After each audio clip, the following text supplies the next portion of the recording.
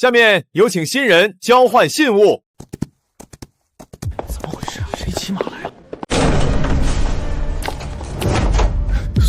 苏念清。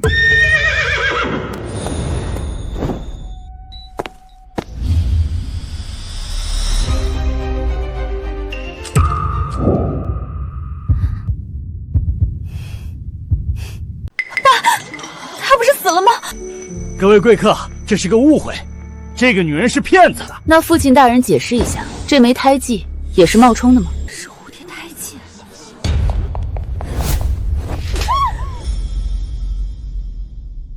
你敢打我，阿峰哥哥！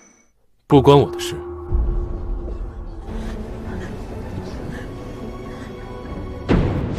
16年前苏陆两家婚约，白纸黑字写的是苏家长女苏念清嫁给陆家四子陆丰。没错，这是我和苏家老太爷一起按的手印。苏家女，我只认苏念清。这个男人脸上没有一丝变动，连眼睫毛都没颤一下。他的眼神里没有恨，只有冷。阿峰哥哥，你真的要娶她吗？婚约我认，但有些话我要单独跟你说。巧了，我也有话跟你说。你这个不孝女，你妈泉下有知。这是陆家的家事，苏先生，请自重。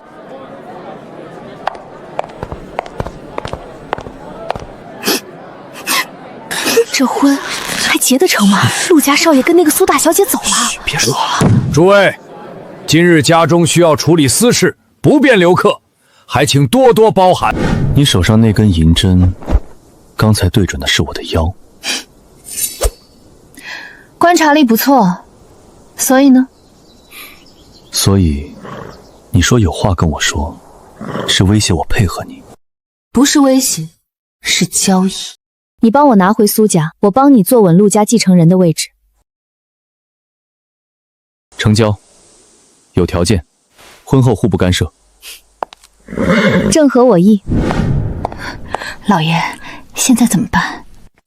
这个贱人，16年前就该死了。只要他意外死了，婚约自然失效。爸，你的意思是？先让他得意几天，华都是我的地盘。苏念清，这次我会亲手送你上路。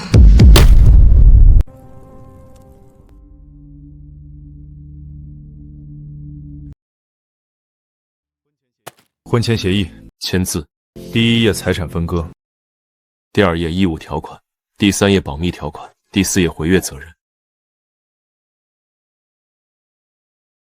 你放心，我嫁给你只是为了恶心苏婉儿。最好是这样。等一下，你该不会以为我能看上你吧？华都比你好看的男人至少有100个。彼此，你也不是我喜欢的类型。我喜欢温柔的女人。你不是。他生气了，但脸上没表现出来，有意思。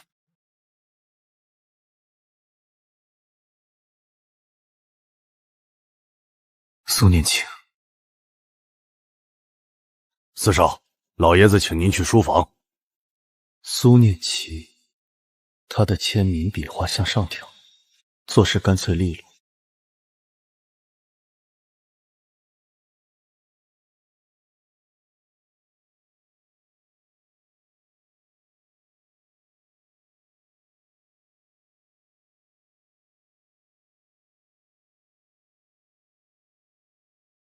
苏念清这个丫头，你打算怎么处置？婚约是您定的，我照办。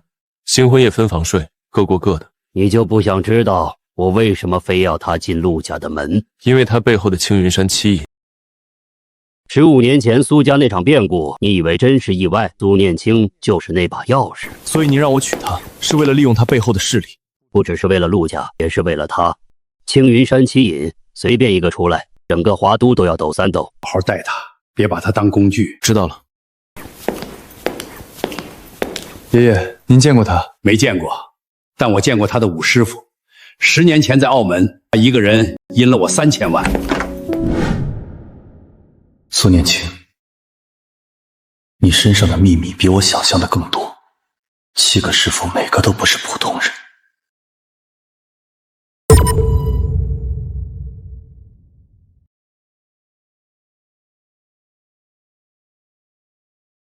喂，宝，昨晚怎么样？陆枫有没有那个？没有，他睡书房。啊，新婚夜分房睡，这个男人是不是不行？他行不行关我什么事？我又不打算跟他过一辈子。你们可都是夫妻了。契约夫妻，各取所需。他有他的目的，我有我的目的。各取所需？宝儿，你嫁给他图什么？图他有钱？你又不缺钱。图他姓陆，就因为他姓陆，华都姓陆的有好几千人。陆家是华都第一豪门，苏仲谋最怕的就是陆家。我嫁进陆家，苏仲谋就动不了我。那你喜欢他吗？他长那么好看，你就一点都不心动？喜欢不存在的，我回来不是为了谈恋爱，我是回来拿回苏家，给我妈报仇的。苏仲谋，你欠我的，我会一点一点拿回来。我妈的命，苏家的产业，我16年的山野生活，每一笔都要算清楚。今天百草堂开业，苏仲谋，你该送贺礼了。我赌你会派人来砸场子，就像16年前你派人砸了我外公的药炉一样。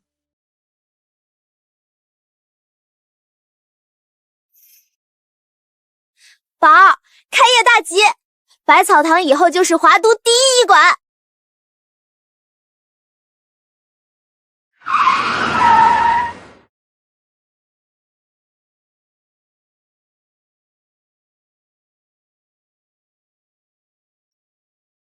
苏念青，你一个被苏家赶出去的人，也配开医馆？你有行医资格证吗？你的药材有来源证明吗？我告诉你，华都的医药圈是我爸的地盘。苏儿，今天是开业大庆，你别找不痛快。你这医馆开不过3天，药监局、工商局、卫健委，随便哪个部门来查一次，你就得关门。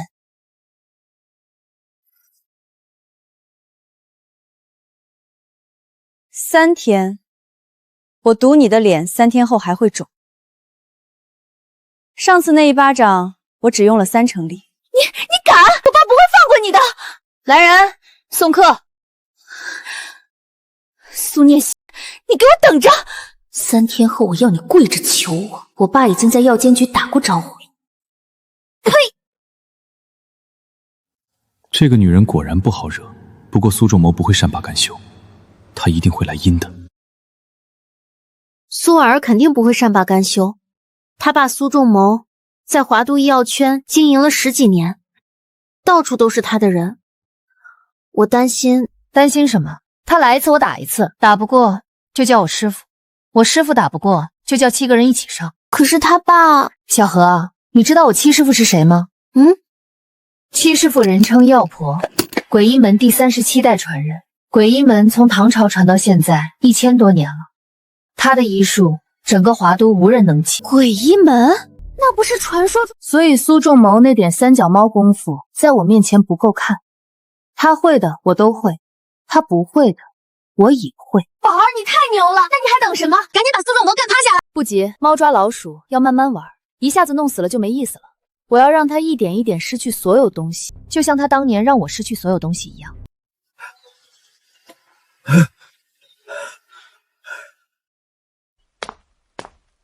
先生，您怎么了？您的脸色很不好。我肚子疼了3天，去了3家医院都说查不出原因，开了止痛药吃了没用。进来，我看看。来，您坐这儿。你是这里的医生？这么年轻？别说话。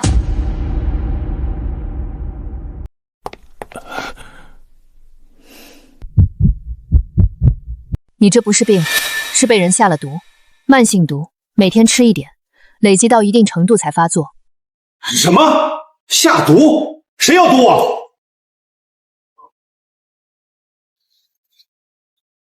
你最近是不是经常在外面应酬？喝酒的时候是不是有人专门给你倒酒？倒的酒和别人不一样。上周跟苏总吃饭，在凯宾斯塔酒店，他给我倒了一杯药酒，别人喝白酒，只有我喝药酒。苏总？哪个苏总？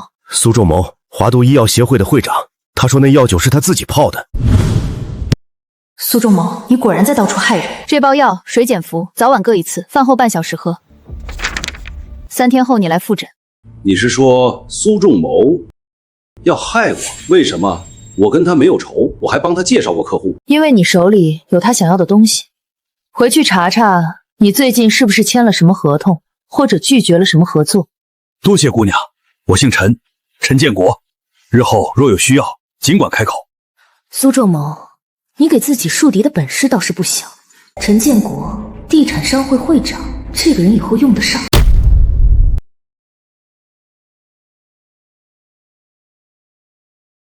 爸，那个苏念琪医馆今天开业了，门口还铺了红地毯，摆了好多花篮，你就不管管？急什么？一个破医馆能翻出什么浪？可是他手里有婚约，还嫁给了陆枫。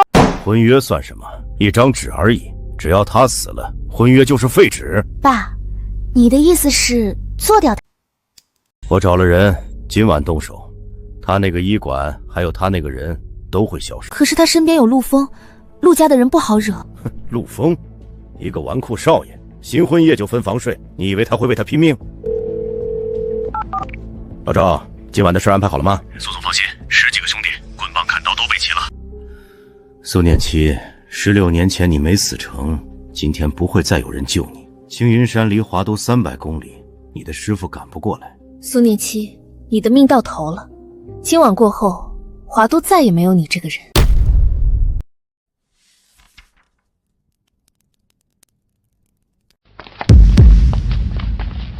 来了，脚步声不止一个人，至少10个。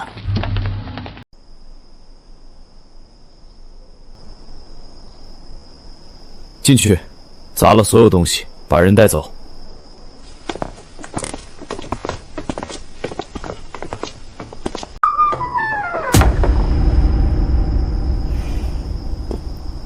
这么晚了，还来照顾我生意？我这医馆白天开门，晚上不营业，明天请早。别跟他废话，上！既然你们找打，今日便成全你们。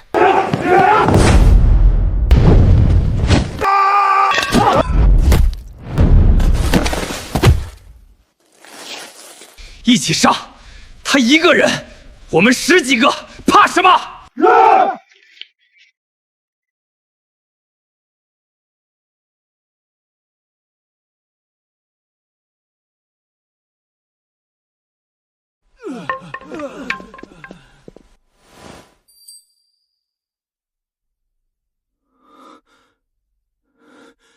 你用的什么暗器？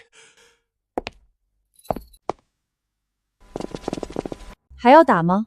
我这银针上涂了麻药，他们3个要躺2个小时才能动。下一批我换个地方扎。撤！老板说了，不能留把柄。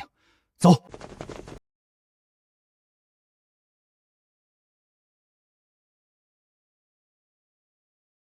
回去告诉苏仲谋，下次派人来多带点人，把你们3个抬走，别弄脏我的门口。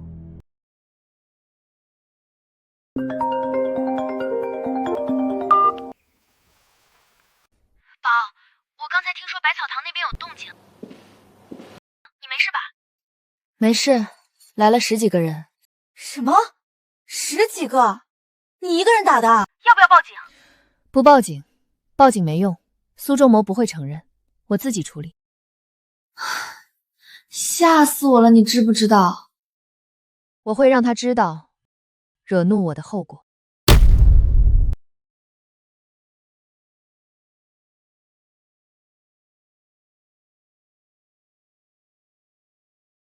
这位少夫人身手了得，这针法不是普通武术。查清楚那些人的来历了吗？是苏仲谋的人，面包车套牌，但最后停在了苏家大宅的地下车库。少夫人没有受伤。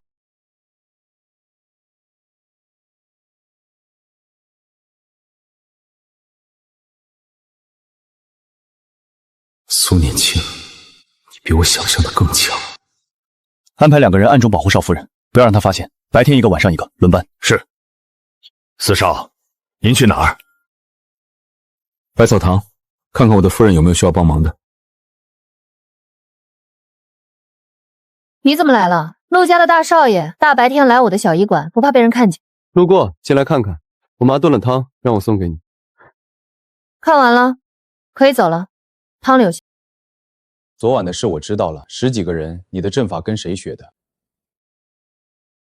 暗方抓药，1天2次。谢谢苏医生。你刚才说什么？你在监视我？陆家在百草堂对面有一个摄像头，昨晚我看到监控回放。宝儿，你打架了？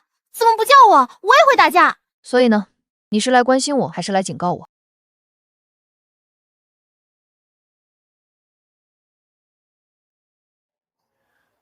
我是来告诉你，下次苏仲谋再动手，你可以找我，不需要一个人扛。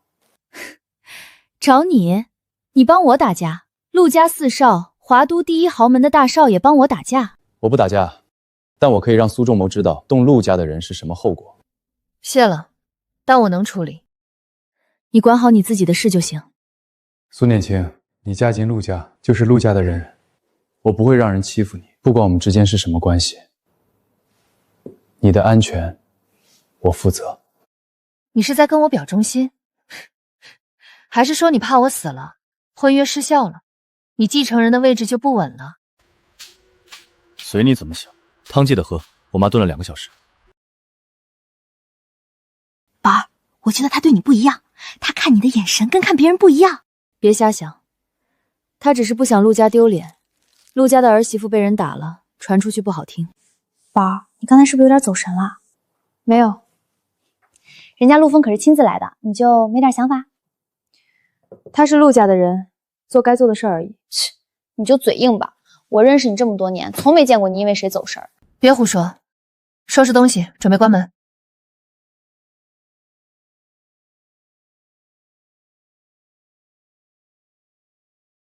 你说什么？10几个人打不过一个女人，你们是干什么吃的？苏总，他不是普通人，他会武功，还会用针，兄弟们还没靠近就被撂倒了。爸，出什么事了？昨晚的事儿没成？那个人不好打交道，老赵安排的人都没能完成，10几个人连门都没进去。那我们怎么办？他手里有婚约，有陆家撑腰，现在医馆也开起来了。硬的不行就来软的，他不是开医馆吗？那就让他在华都医药圈混不下去，明面上我们不碰他，让他自己关门。爸，你是说走官方渠道？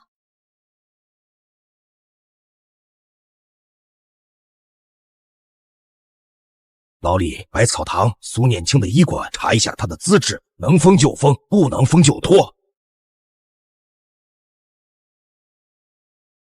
苏念青，这次看你怎么完蛋！你的医馆开不过3天。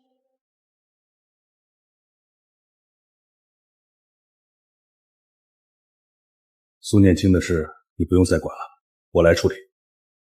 我知道了，爸。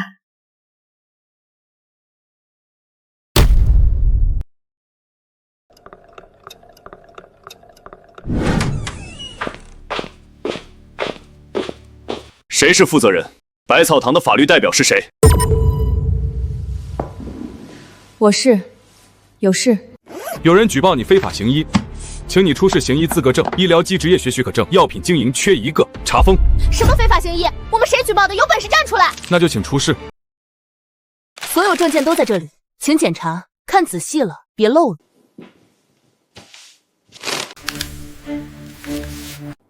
证件齐全，打扰了。举报信息有误。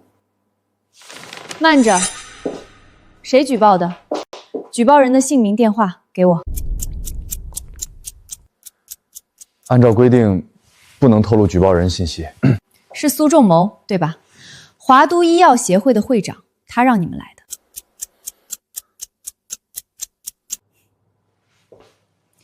你可以走了。回去告诉苏仲谋，下次换个高明点的手段。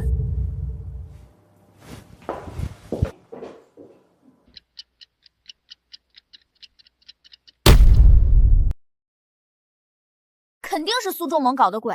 宝，你就这么放他们走了？应该让他们道歉。不放走还能怎样？他们是奉命行事，拿工资吃饭的，跟他们吵没有用。可是他们诬陷你非法行医，今天就关门了。所以我才让他们检查证件，证件是真的，他们就没话说；真的假不了，假的真不了。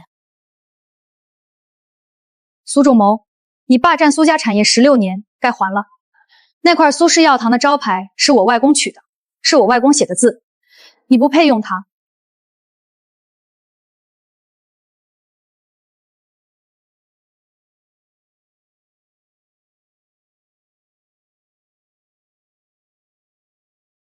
吴师傅，我需要一笔钱。多少？我在吃烤红薯，别耽误我吃饭。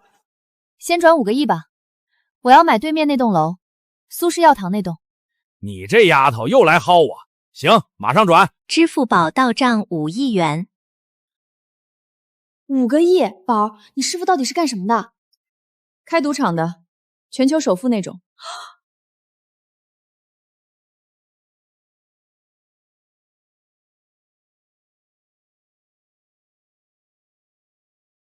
林小河，明天陪我去苏氏药堂，我要亲眼看着他收拾东西滚蛋。没问题，我早就想看他们狼狈的样子了。宝，那栋楼的产权你查过了吗？苏仲谋会不会赖着不走？产权我已经让六师傅查过了，清清楚楚，苏家的祖产，他赖，律师函等着他。那明天我们去的时候，要不要多带几个人？万一他狗急撞墙。不用，对付他我一个人够了。你要是怕，就在门口等我。谁怕了？我林小河什么时候怂过？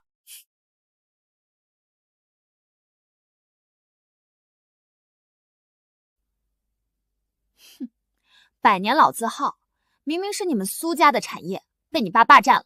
他改名叫苏氏药堂，好像是他开的一样。两位需要什么？买药还是问诊？叫你们老板来，现在立刻。老板不在，有什么事儿可以跟我说。这位是苏家真正的大小姐苏念青，这间药堂原本就是他家的产业，墙上的照片是他外公。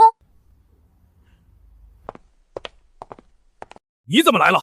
我的店不欢迎你，出去！来拿回属于我的东西。这栋楼、这间店、这块招牌都是苏家的，不是你苏仲谋的。拿回？你有什么资格？这栋楼是我租的，这间店是我开的，这块招牌是我挂的，16年了，跟你有什么关系？这是这栋楼的产权证明，我刚买的，现在这栋楼是我的，给你3天时间搬走。你哪来这么多钱？这栋楼市值至少4个亿。我师傅给的，你有意见？师傅给徒弟钱，天经地义。就算你买了楼，我也不会轻易搬走。苏氏药堂不能少了我。3天时间内，如果你不搬走，我将会用法律手段追究你的责任。你以为买下这栋楼就能拿走苏氏药堂？我有租赁合同。招牌苏氏2个字，你注册商标了吗？你查过商标局吗？我查过了，苏氏商标还在我外公名下，你没有权利使用苏氏这个招牌，你用了16年，是侵权。16年，谁不知道苏氏药堂是我苏仲谋的？华都的人买药只认我，不认你。我给你3天时间，搬走所有属于你的东西，药材、货架、柜台都可以搬，但墙上的老照片是我外公的，留下；招牌摘下来，留下。宝，干得漂亮！让这个冒牌货滚出去！我们走。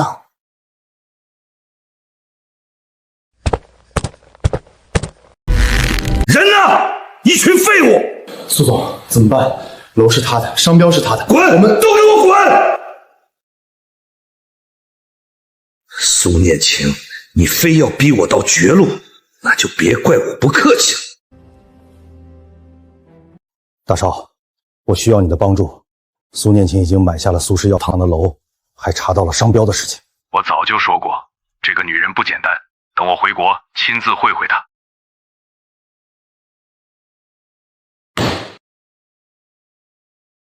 苏念青，你给我等着，我一定不会放过你。上班的人呢？还想不想干了？都给我回来上班！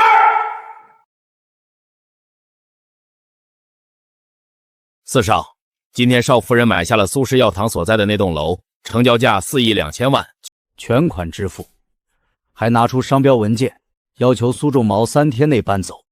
他动作倒是快，昨天还在应付检查，今天就买了整栋楼，他哪来这么多钱？转账记录来自海外账户，多层加密，无法追踪。苏仲谋不会善罢甘休，他丢了楼，丢了商标，接下来就会丢人。狗急跳墙，他可能会来硬的。要不要加派人手保护少夫人？他一个人能打10几个，不需要保护。派2个人跟着，别让他发现就行。他不喜欢被人盯着。可是苏仲谋背后还有……你是说陆景深？我那位大哥在国外待了这么多年，也该回来了。大哥，你如果感动苏念琪，我不会再顾念兄弟情分，但这次不一样。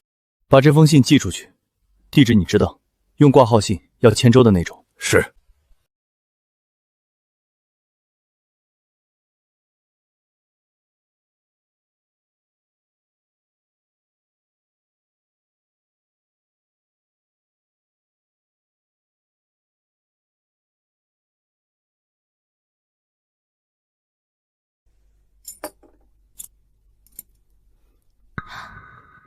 哟，四少又来视察啦！昨天送汤，今天又送汤，明天还送吗？给你带了汤，我妈炖的，说是给儿媳妇补身体。别瞎说，替我谢谢妈。汤我喝，但你别天天来，被人看见不好。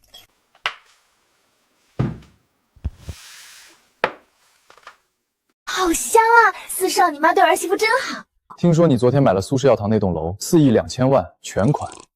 消息挺灵通，你在我身边安插了眼线。苏仲谋不会善罢甘休，他背后还有人。你今天让他搬走，他明天就会找人来找你麻烦。谁？我大哥陆景深。你大哥？他不是被赶出陆家了吗？10年前就出国了。所以他恨陆家，也恨我。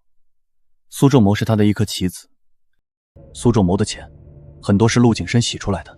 所以苏仲谋当年霸占苏家产业，是你大哥在背后支持？很有可能，陆景深需要人帮他在国内洗钱，苏仲谋需要人帮他夺苏家，2个人一拍即合。陆景深又多了一个要对付的人，苏仲谋还没进去，又来一个更狠的。你大哥陆景深什么时候回国？他人在国外，手伸的倒挺长。最快下周，他的私人飞机已经申请了航线，从新加坡飞华都。他一回来肯定会找苏仲谋，苏仲谋是他的人，他不能不管。那就让他来，我正好会会他。苏仲谋已经快被我逼到绝路了，他的后台也该露面了。苏念琪，你对我大哥了解多少？他不是一个普通的商人。不多，只知道他被陆家赶出去，在国外待了10年。网上关于他的信息很少，照片只有几张。他不是被赶出去的，是他自己走，因为他害死了人，10几个工人，一夜之间全没了。害死人，10年前的事故，我在新闻上看到过，说是脚手架坍塌。10年前他负责的一个工程项目，华都第1高楼的地基，他为了节省成本用了劣质钢材，脚手架搭建到20层的时候全塌了，死了13个工人，伤了20多。然后呢？他没有坐牢。爷爷让他承担责任去自首，他不肯，连夜出国。那13个工人的家属，每家赔了50万封口费，案子最后定性为意外事故。所以你恨他？小心他，他比苏仲谋危险100倍。苏仲谋要钱，他要命。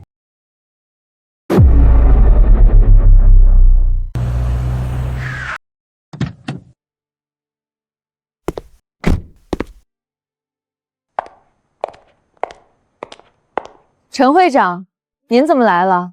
您的毒解了吗？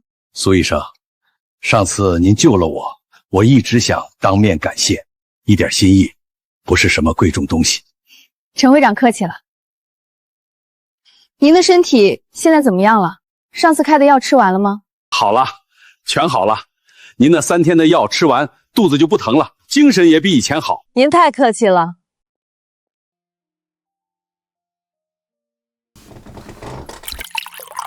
苏医生，我今天来除了感谢，还有一件事想跟您商量。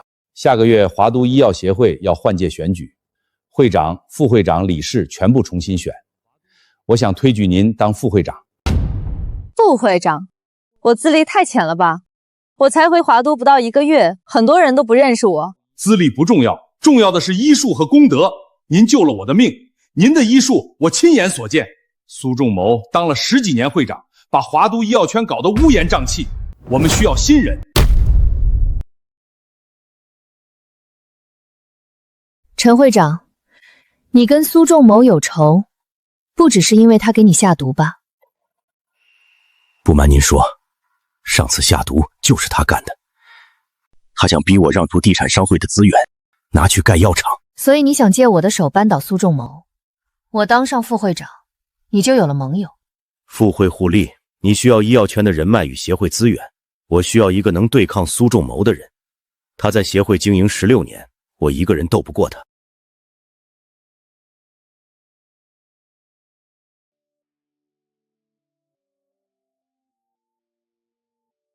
我答应你，但我要实权，药品审批、资质审核我都要参与。什么条件？我要苏仲谋身败名裂进监狱，他毒死我妈，霸占苏家产业，这笔账必算。成交。苏念青啊，苏念青，你可别让我这把老骨头压错了宝。不过压在你身上，总比压在苏仲谋那个畜生身上强。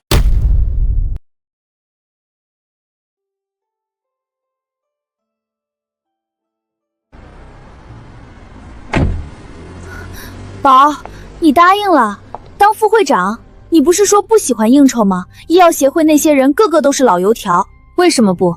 医药协会副会长的位置正好可以用来对付苏仲谋，有了这个身份，我查他的账翻他的底就名正言顺了。可是苏仲谋当了10几年会长，他的人肯定很多，副会长、理事、各专业委员会的主任，好多都是他提拔的。你一个新来的，怎么斗得过他？投票你都赢不了。他的势力再根深蒂固，也架不住铁证如山。我要的不是一时输赢，是让他彻底付出代价。所以我要先查清楚医药协会里哪些人是苏仲谋的，哪些人可以拉拢，知己知彼，百战不殆。怎么查？你有内线？我没有内线，但我有6师傅。青云山七隐第6个，江湖百晓生，这个世上没有他查不到的事。丫头，什么事儿？6师傅，帮我查一个人，苏仲谋。我要他这16年来所有的犯罪证据，偷税、行贿、卖假药、洗钱，只要是他干过的，我都要。3天。3天后，苏仲谋的老底全部在我手里。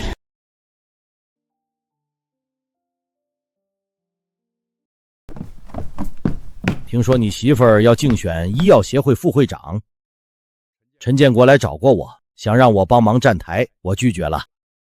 为什么拒绝？陆家出面支持，他当选的概率会大很多。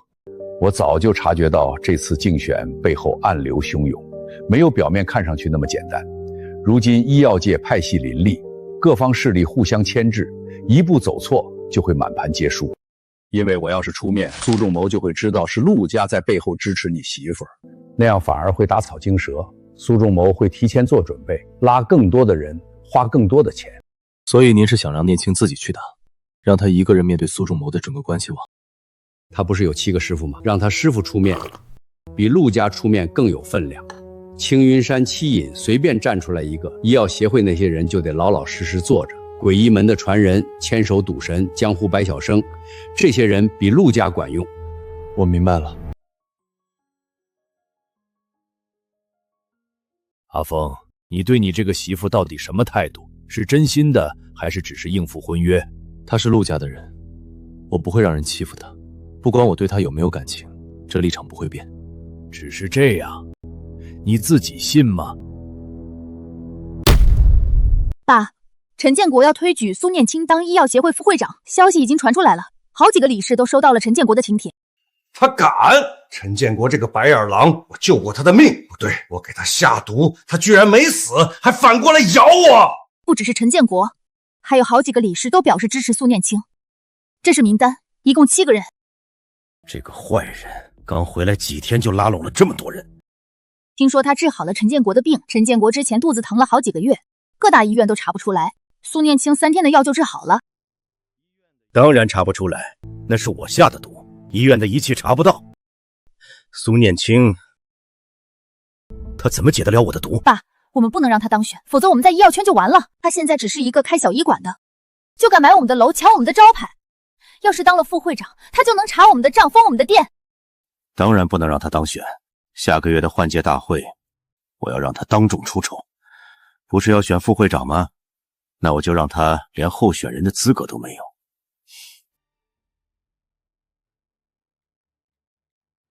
老李，换届大会的事安排好了吗？票数统计好了没有？总放心，票数我已经统计好了，30个理事竟最多拿3票，还选不上呢。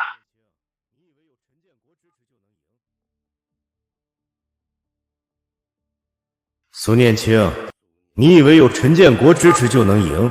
医药协会还是我的地盘。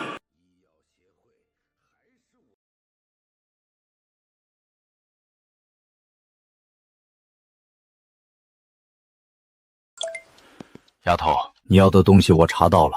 苏仲谋这16年干的事可不少，偷税漏税、行贿受贿、卖假药、商业欺诈，光是透税就有8个亿。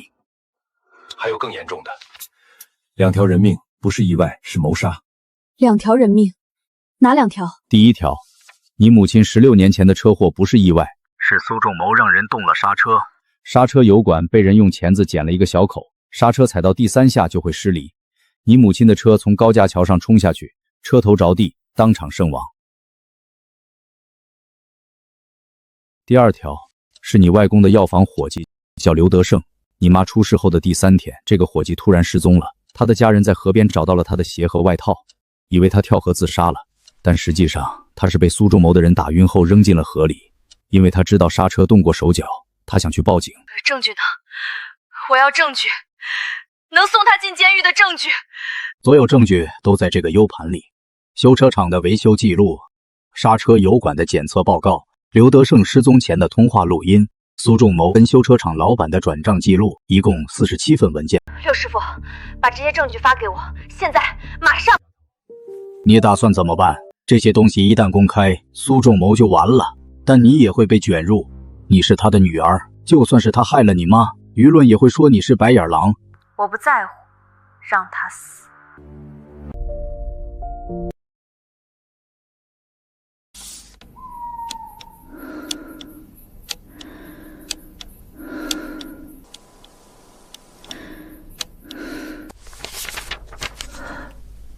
妈，16年了，您躺在冰冷的墓地里，他在华都吃香的喝辣的，他以为没人知道真相。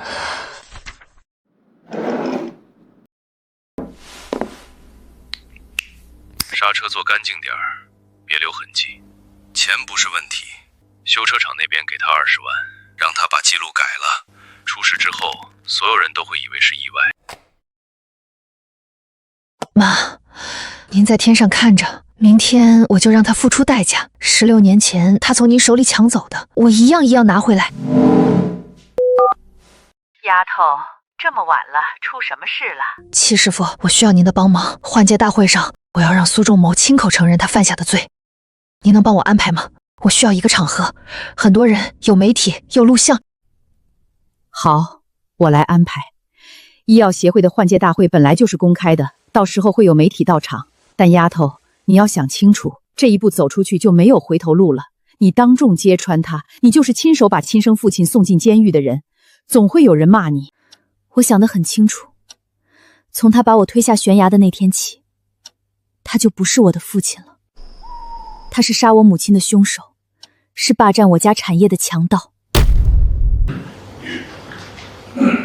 今天的议程是选举新一届副会长，候选人苏念青，大家有意见可以提，有反对可以举手。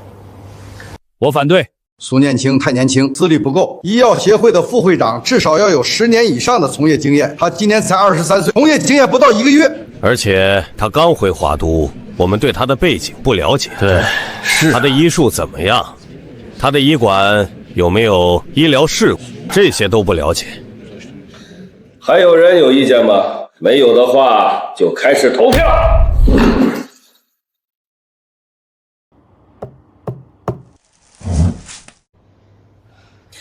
各位担心的无非是我的资历和背景，那我现在告诉各位，我的师傅是谁。青云山七隐，我是他们的关门弟子。这7枚令牌，每一枚代表一个师傅。武道、鬼医、千手赌神、机关、幻术、商战、情报。青云山七隐，那不是医学界和江湖上流传的隐世高人吗？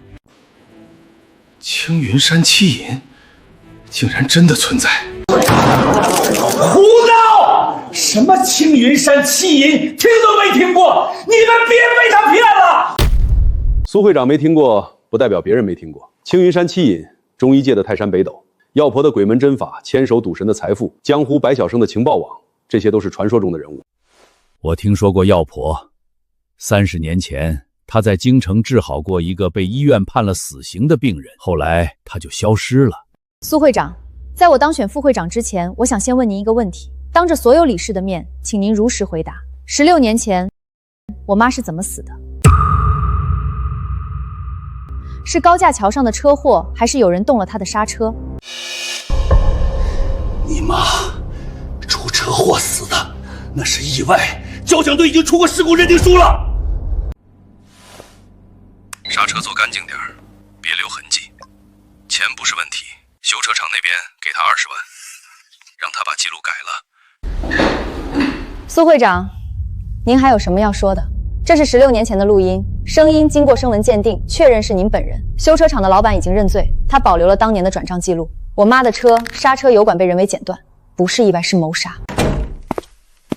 苏仲谋，有人举报你涉嫌谋杀、行贿、制售假药，这是逮捕令，请跟我们回去接受调查。挣扎是没用的。苏年青，你以为你赢了，我背后的人不会放过你。你是说陆景深？下一个就轮到他。他在海外的账户走私的货物、洗钱的记录都在我手里。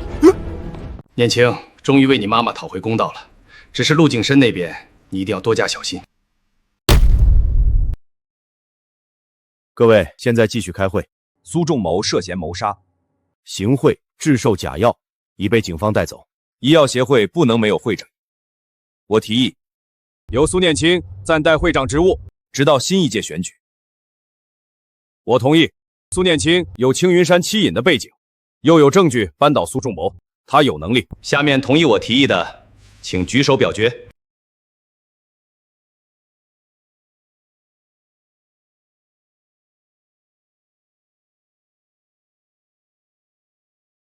我不做代理会长，我要选就正式选。按照协会章程，会长被捕后应由副会长代理，30天内举行正式选举。现在没有副会长，我建议由陈会长暂代。我只是理事，不是协会的人，我是地产商会的，不方便。李理事，您在协会资历最深，请您暂代会长，主持选举工作。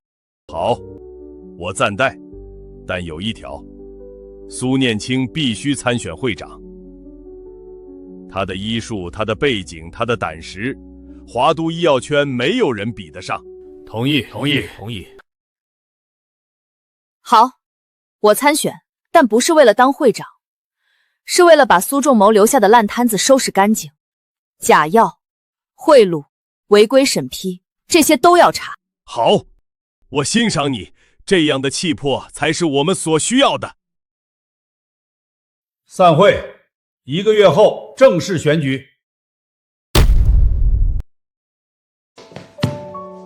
宝，你上新闻了，苏念青当选医药协会副会长候选人。生父苏仲谋被警方带走，你看这条新闻已经有5000多条评论了。知道了，不是当选，是参选，1个月后才投票。你怎么一点都不激动？你爸被抓了，你妈的大仇报了，你马上就要当会长了。这只是第一步，苏仲谋背后还有人，他洗的钱、走私的货都跟那个人有关。你是说陆景深，陆峰的大哥？苏仲谋进去了，但陆景深还在，他比苏仲谋更危险。苏仲谋要钱，他要命。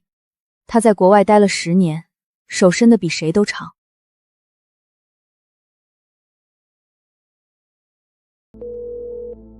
刘师傅，帮我查陆景深，他在海外的账户、走私的记录、洗钱的通道，我要全部。这个人比苏仲谋难查，他的信息加密级别很高，可能需要1周。1周就1周，我等得起。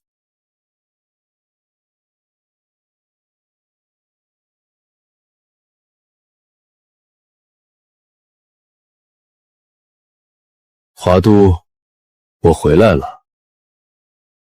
10年了，变了不少。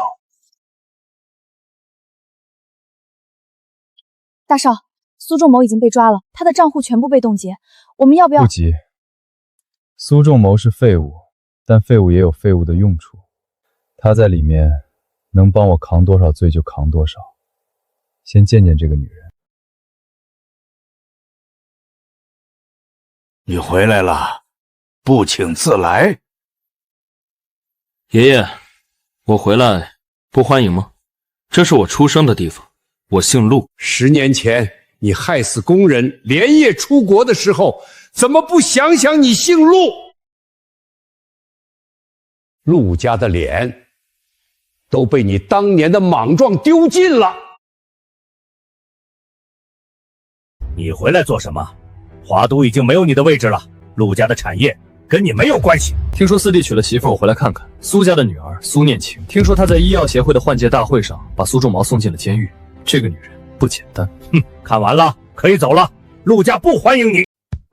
爷爷，我还是陆家的人，户口本上我的名字还在，陆家的产业有我一份，法律上我是第1顺位继承人。10年前你害死工人，连夜出国的时候，怎么不想想你是陆家的人？那13个工人的家属每年清明都到陆家门口烧纸，你知道我怎么过的那些年吗？那件事我解释过了，是意外，工人违规操作跟我没有关系。陆家不欢迎你，你走吧。再让我看到你，我就报警。呸！什么东西呀？还自以为是的在这儿坐着。老东西，你以为我回来是为了求你？陆家迟早是我的，你活着的时候不给我，等你死了，我一样能拿回来。我倒要看看你还能再活几年，希望你快点儿，可别逼我采取手段。这个陆景深，见到他就让我气不打一处来。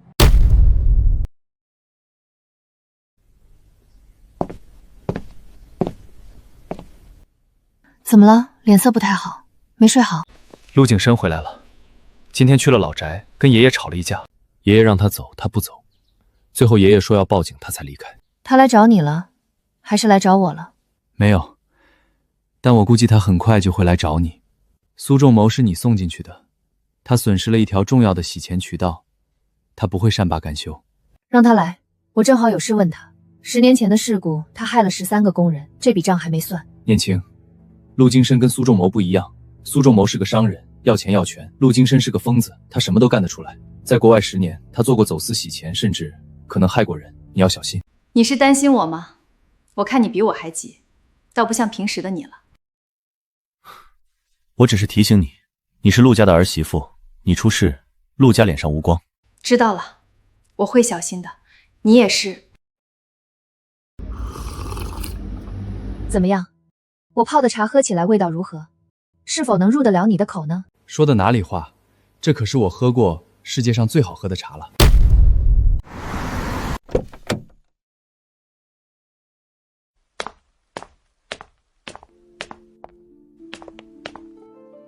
陆景深，比我想象的来得快。弟妹，初次见面，我是陆景深，陆枫的大哥。稍等，我先看完病人，看病不分先后，先来后到。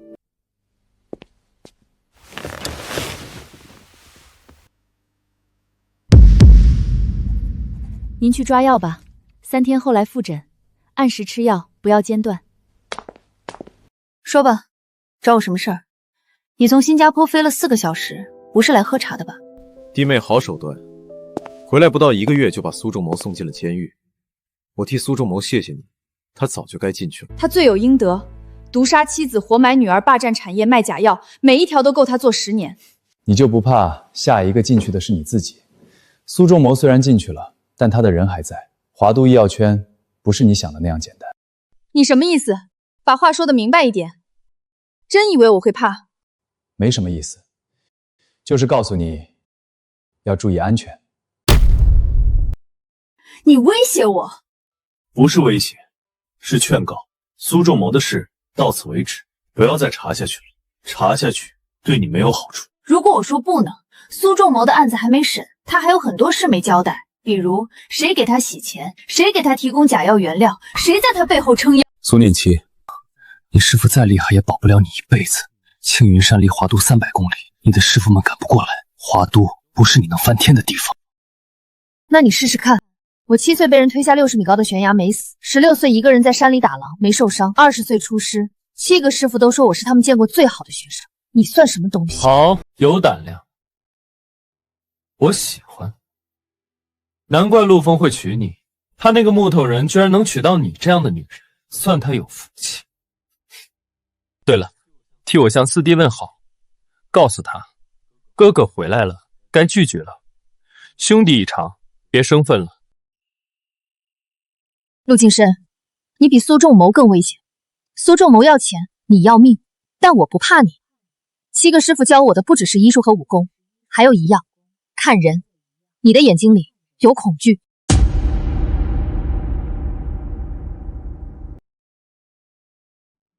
今天陆景深来百草堂了，他去找你了，说了什么？让我别再查苏仲谋的事，还说华都不是我能翻天的地方。苏仲谋背后的人就是他，他怕你查到他头上。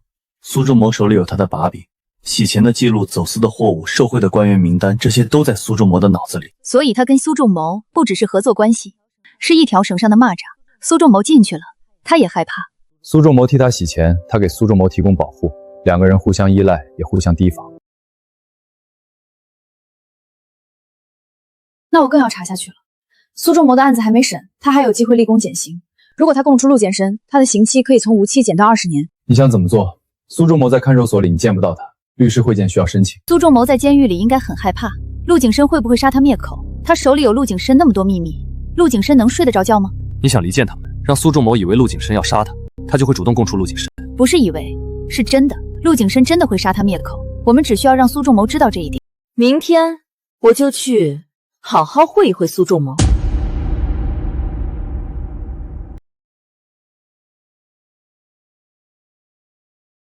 苏仲谋，陆景深已经开始行动了。他找了律师，不是为了帮你辩护，是为了让你把所有罪名扛下来。你什么意思？陆景深答应过我会救我出去的。陆景深请了华都最好的刑辩律师，姓周，专门打经济犯罪官司。你猜，他请律师是要帮你辩护，还是要让你把所有罪名扛下来？他说会救我出去的。他说只要我不供出他，他就想办法让我出去。昨天有人给你送东西了吗？一个白色信封。一封信，说是家里来的，我还没看。那封信里可能是威胁，可能是毒药。苏仲谋，你唯一的活路就是把陆景深的事全部说出来，各种犯罪，10年前的事故，还有他害的那些人，我帮你申请专属保护。我配合你，但你要保证我的安全。我不要出去，我在里面也行，我要活着。成交，3天后会有督察来找你，你把你知道的全部说出来。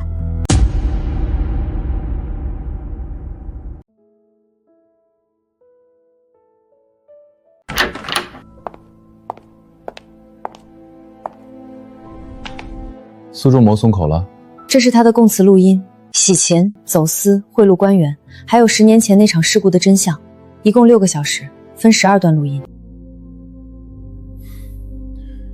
10年前那场事故不是意外，是陆景深为了骗取保险金故意偷工减料，那13个工人都是被他害死的，保险金总额8000万，他一个人拿了。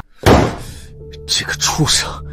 那13个工人的家属这些年一直在上访，说事故有蹊跷，没有人信他们。爷爷每年给他们每家20万封口费。现在真相大白了，证据我已经整理好了，明天就交给警方。陆景深很快就会被逮捕，洗金、走私、过失致人死亡行贿，每一条都能让他坐10年以上。谢谢你，替那些工人，也替陆家。陆家欠那些工人一个交代，欠了10年。不是为了你，是为了我妈，也为了那些无辜死去的人。我妈的车祸也是陆景深在背后指使苏仲谋干的，苏仲谋只是执行者，陆景深是主谋。以后你不再是一个人。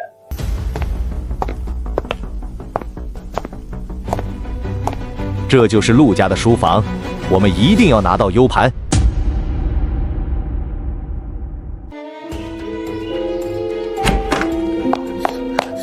大少，不好了！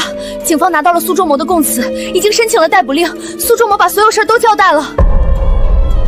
苏仲谋把您的事儿全说了，洗钱、走私，还有10年前的事故。他在里面扛不住了，以为您要杀他灭口，所以全部交代了。而且他手里有证据，转账记录、邮件、录音全都有。这个叛徒，我养了他16年，他就这么报答我？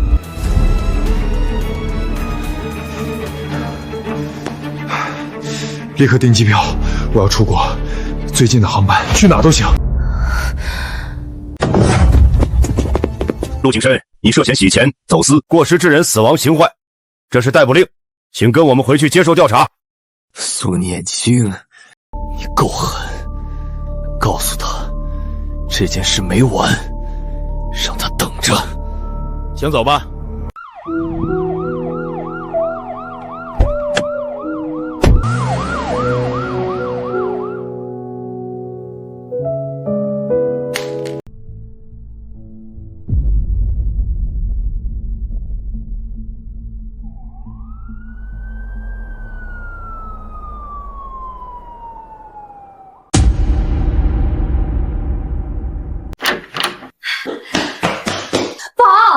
陆景深被抓了，新闻都报了，你快看！知道了，茶快凉了。你怎么一点都不激动？陆景深可是你最大的敌人，苏仲谋背后的人，害死你妈的真正凶手。他从来不是我的敌人，他只是一个罪犯，罪犯就应该进监狱。我回来不是为了报仇，是为了拿回苏家的东西，报仇只是顺便的。那你的敌人是谁？苏仲谋进去了，陆景深也进去了，你还跟谁斗？我从不伤害别人，我只有要守护的东西。苏家的产业，我妈的清白，外公的医术，还有那些被苏仲谋和陆景生伤害过的人，这些人需要一个交代，这些才是最重要的。报仇只是过程，不是目的。接下来该重建苏家了，外公的药方，苏氏的招牌，百草堂的品牌，这些都要做。这是我外公留下的房子，我小时候在这里长大。院子里有一棵老槐树，外公说那棵树比我爷爷的爷爷还老。现在他回来了，法院已经把产权判给你了，这栋宅子是苏家的祖产，归你。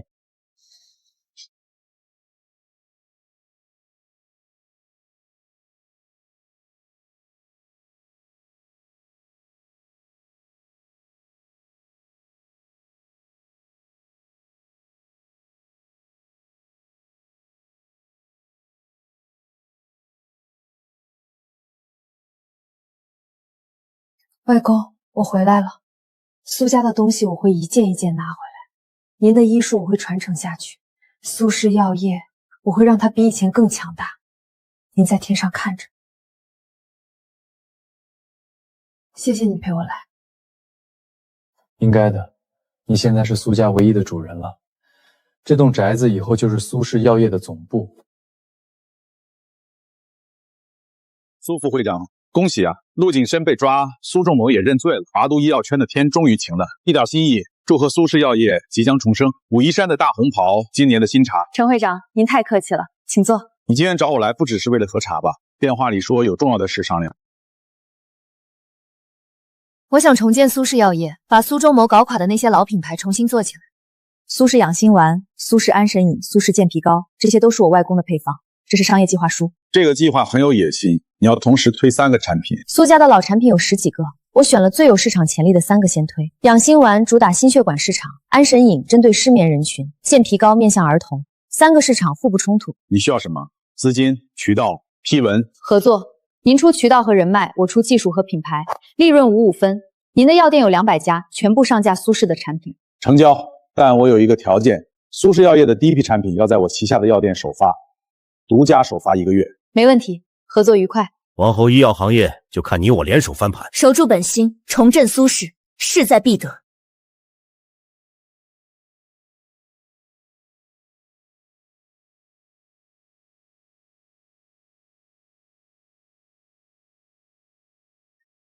宝，休息一下，你从早上站到现在了，图纸看了8遍了。这宅子真大，正庭、偏庭、东西厢房、后院加起来得有1000多平吧，1200平不算院子。你一个人住不害怕吗？这么大的宅子，晚上风一吹，呜呜响。不住，这里改成苏氏药业的总部，正庭做开放式办公区，偏厅做会议室，东西厢房做研发实验室，后院做展示厅。你要把家改成公司？你外公住了一辈子的地方，你拿来当办公室？苏家本来就是做药的，这栋宅子是我外公一砖一瓦建起来的，把它改成药业总部，是对他最好的纪念。这棵树是外公亲手种的，那年我妈刚出生，外公说种一棵树跟孩子一起长大。现在我妈不在了，树还在，它会见证苏家的重生。外公，您放心，苏氏药业会比以前更强大，您的药方我会一张一张还原出来。丫头，听说你要重建苏氏药业，我在新闻上看到了，你一个人撑得起吗？武师傅，我需要资金，重建苏氏药业需要很多钱，我需要武师傅您的帮助。你这丫头每次找我都是要钱，上次5个亿花完了，这才多久？谁让您最有钱呢？5个亿还没花完，买楼花了4个多亿，还剩几千万。但重建苏氏药业需要更多，买生产线、建供应链、做研发、铺渠道。要多少？说个数。先期投入50亿。50亿？你这是要开药厂还是买国家？怎么能要这么多？50亿？你要榨干你武师傅我呀！武师傅，我不是开玩笑。苏氏药业要重建，需要收购生产线、研发新药、铺渠道，50亿至少不多。武师傅，我知道你对我最好了。行，50亿明天到你账上。但丫头，你要答应我一件事，赚钱了先还我。你大师傅、二师傅他们都没钱，就我还有点棺材本。好，我赚了钱第一个还您，连本带利。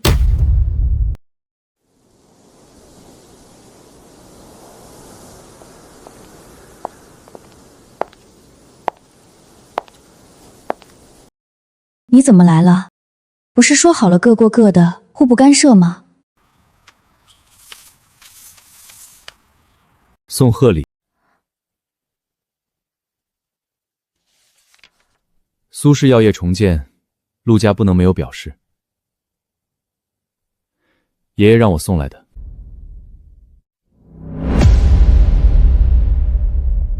全部批文，这些审批至少需要3个月。陆家的面子还是值点钱的，我让人跑了一趟，3天就办下来了。谢谢，这些东西省了我至少3个月的时间。不用谢，你现在是陆家的人，帮你是应该的。爷爷说了，苏氏药业的事就是陆家的事。只是因为这个，陆家的面子，没有别的原因。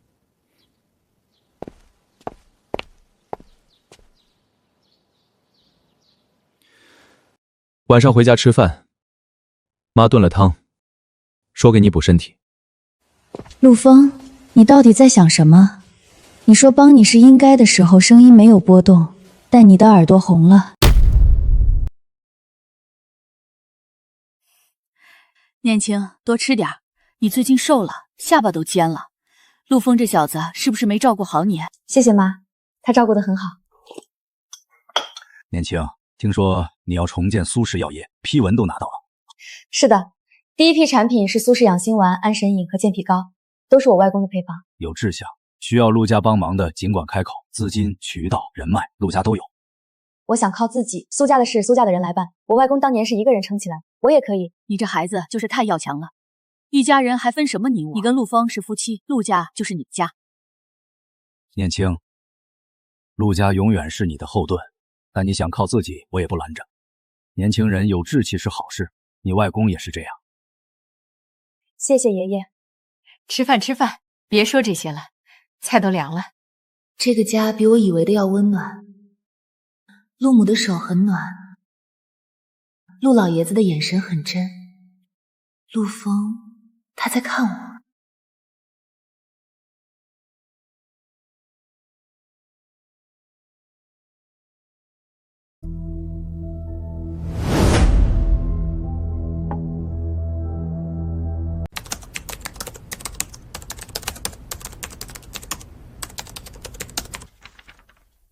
宝，简历我都看过了，合适的候选人有20多个，我把不合适的剔掉了，剩下的都在这里。研发总监的位置有人选吗？这个职位最重要。还没有，你有什么推荐？这个人叫方远，海外留学回来，专攻中药现代化研究，履历很漂亮，在瑞士诺华工作了5年，主导过3个新药研发项目。方远，我好像听说过这个名字。在青云山的时候，戚师傅提过一个人，说是中药现代化领域的新星。我倒是要看看这个新星到底有多厉害。约他明天来面试，我要亲自见见他。研发总监是苏氏药业的核心，这个人必须可靠。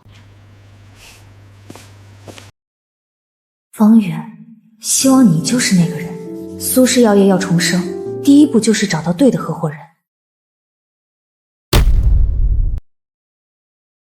方远，你为什么想加入苏氏药业？瑞士的待遇、环境、发展前景都比国内好，为什么要回来？因为苏氏药业是华都中药行业的根。我小时候，我奶奶吃的就是苏氏养心丸，后来苏仲谋把公司搞垮了，养心丸也停产了。我奶奶去世前还说想吃一口当年的养心丸。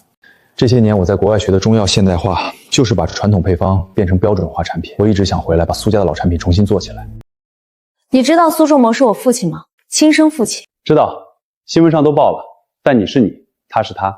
你在青云山学医多年，师从药婆，你的医术华都医药圈没人比得上。难得有人这般通透，懂初心，也懂实业。我认准的不是苏家名头，是重振中药的底气。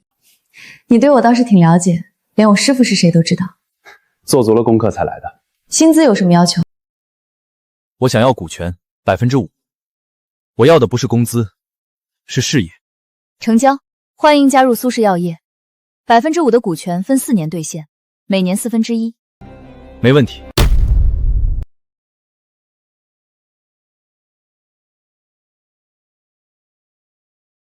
温度已经稳定在65度，可以加入催化剂了。好，缓慢滴加，每分钟不超过10滴。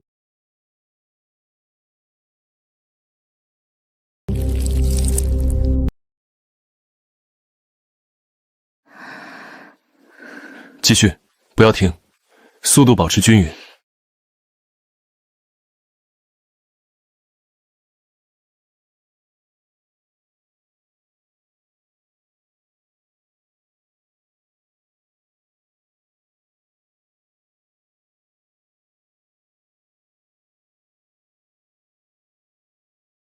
怎么样，成了吗？成了，苏氏养心丸的原方我成功还原了，有效成分含量比当年的产品还要高15%。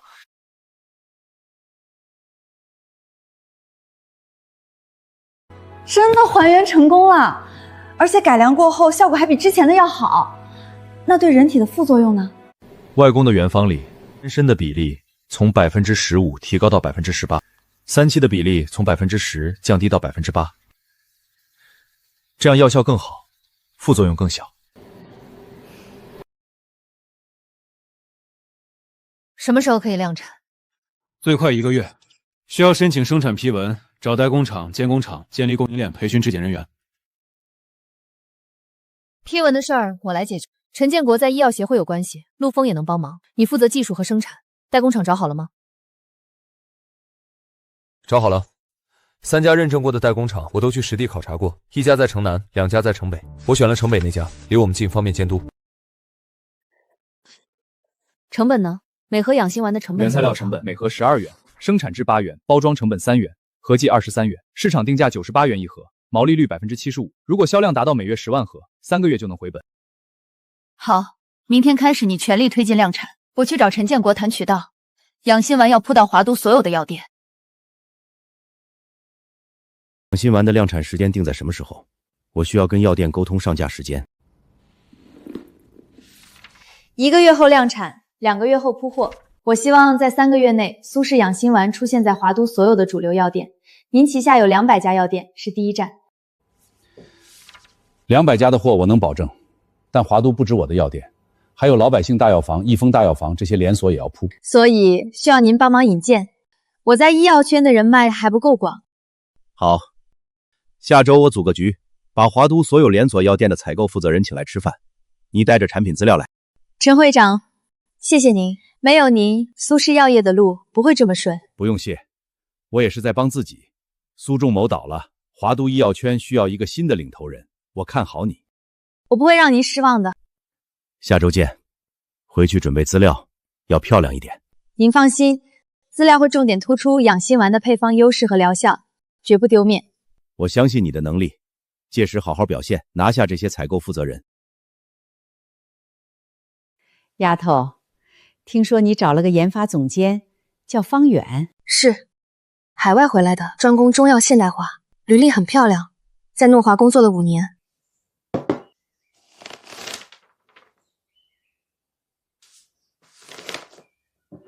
我查过这个人，他在国外的履历没问题，但在国内，他曾经是苏仲谋的徒弟。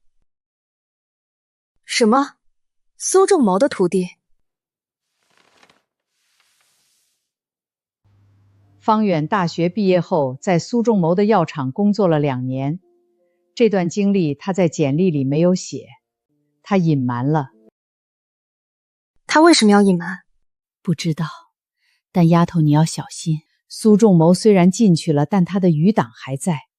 方远如果是苏仲谋的人，就麻烦了。我知道了，谢谢齐师傅，我会查清楚的。方远，你到底藏着什么？如果你真的是苏仲谋的人，我不会放过你。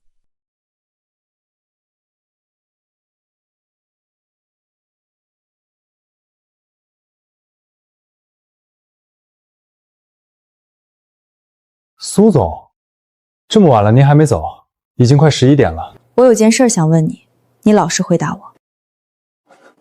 什么事儿？您说。你以前是不是在苏仲谋的药厂工作过，在苏氏药堂当过他的徒弟？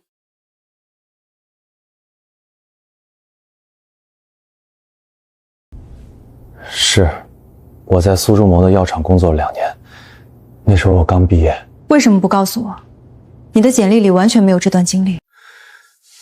因为那段经历是我人生中最耻辱的时光。苏仲谋篡改药方以次充好，劝过他，他不听。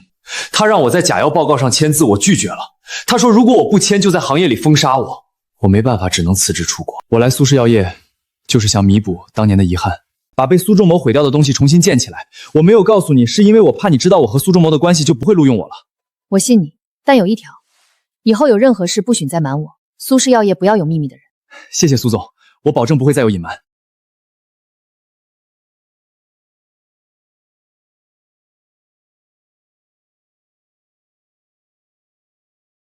您是张爷爷？你小时候，你外公带你来我家吃过饭，你坐在我腿上吃了我半碗红烧肉。那年你才5岁。张爷爷，外公最好的朋友，您还活着？就是我。听说你回来了，我特意从老家赶过来，坐了6个小时的火车。爷爷，您快坐着，一路上辛苦你了。你外公去世前留了这封信给我，他说等你回来的时候交给你。丫头，你外公一直在等你回来。外公，您的医术我会传承下去。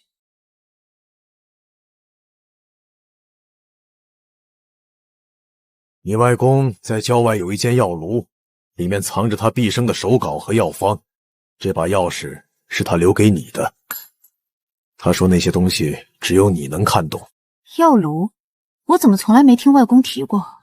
那是他的秘密基地，连你妈都不知道。他在那里研究了一辈子，写了上千张药方，有些是改良的，有些是全新的。我定会守住苏家医术，不负外公所托。丫头，你外公这辈子最大的心愿就是看到苏家医术发扬光大。他研究了一辈子，写了那么多药方都没来得及用上，现在这个担子落到你肩上了。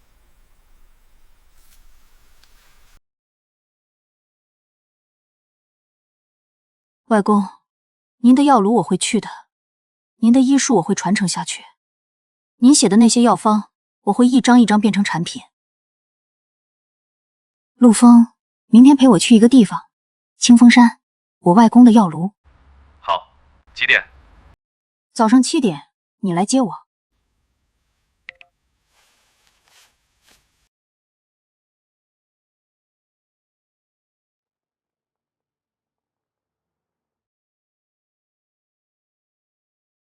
你外公的药炉在什么地方？清风山很大，不好找。信上写的是清风山半山腰老槐树旁，到了山脚我们再找。念青，你快看那边，那边有村庄，说不定老爷子的药炉就在那里。太好了，我们现在就去那边。天色已经不早了，希望我们顺利找到外公的药炉。是啊，希望外公的药炉就在刚刚的半山腰上。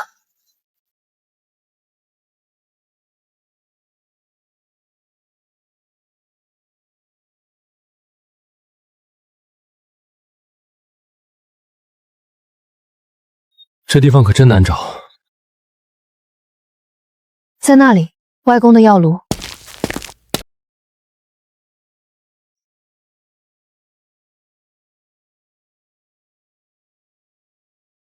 外公，我来了，您的孙女来看您了。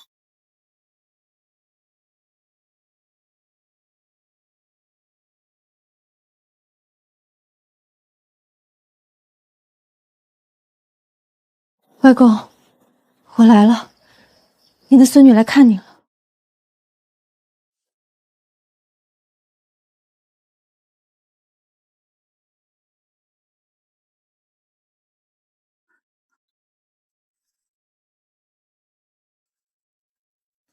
这些都是外公的笔记，好多我都没见过。你外公是个了不起的人，在那个年代，你外公一个人研究出这么多药方很不容易。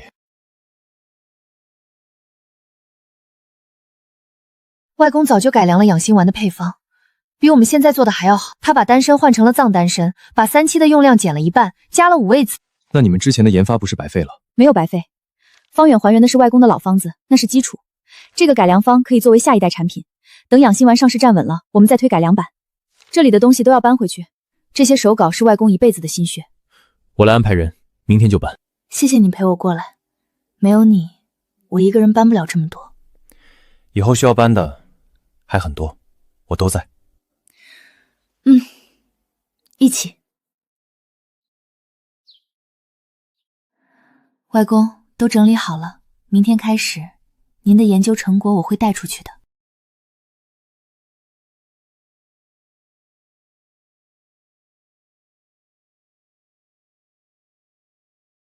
这些是苏氏养心丸的原方？不，这个配方跟我们做的不一样。我外公的笔记，他把丹参换成了藏丹参，加了5味子，减了3期的用量，药效至少提升30%，副作用几乎为0。这个改良方太精妙了，藏丹参的有效成分是普通丹参的3倍。外公真是个天才。那我们还等什么？赶紧生产啊！不急，先申请专利，再申报新药审批。改良方是新药，要走完整的审批流程，不能急。苏总，这个改良方一旦上市，苏氏养心丸就能超越市面上所有同类产品，所以我们不能出错。方远，你负责技术文档，把改良方的研发过程全部记录下来。小何，你负责专利申报。收到。外公，您的改良方我会让它造福更多的人，这是您一辈子研究出来的成果。外公，这一步走稳了，下一步不会远。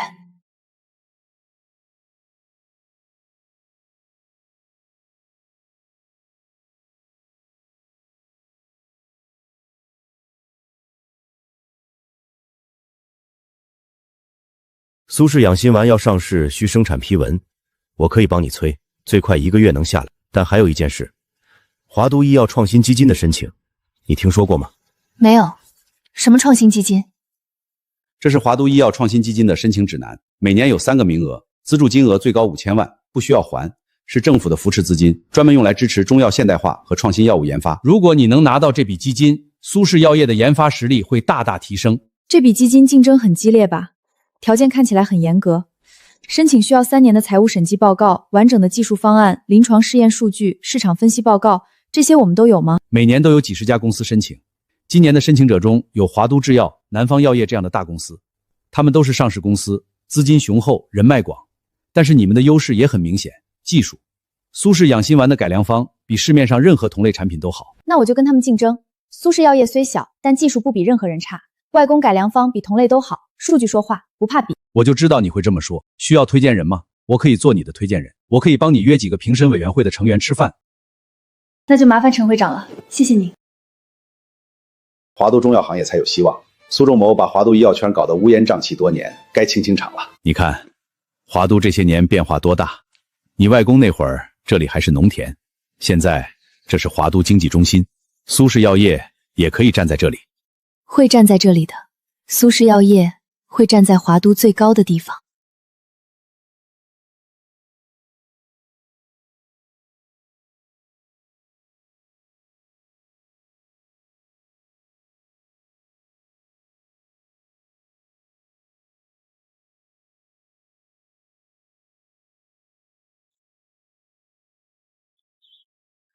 方远，准备一下，我们要申请华都医药创新基金，1周内拿出技术方案。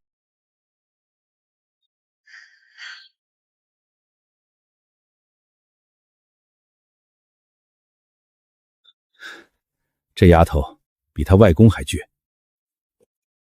华都医药圈该变天了。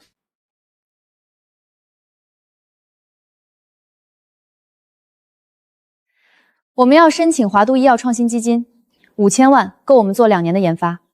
方远，你负责写技术方案，小何，你负责财务和运营部分，1周内完成，不能拖。好，我们的技术方案我有信心。改良后的苏氏养心丸有效成分含量比原方高15%，成本比同类产品低20%。这些数据都是实测的，实验室反复验证了3遍。宝，竞争对手有华都制药和南方药业，都是上市公司，他们1年的研发经费就是我们总资产的10倍。我们一个刚起步的小公司能赢吗？评委会不会偏向大公司？那些人都是老江湖，关系网复杂。苏氏养心丸的原方加上方远的创新技术，不比任何大公司差。评委看的是项目的创新性和市场潜力。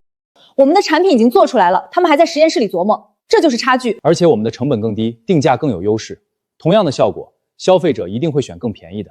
全国心血管疾病患者有2.9亿，养心丸的市场空间至少有50亿。所以我们要全力以赴。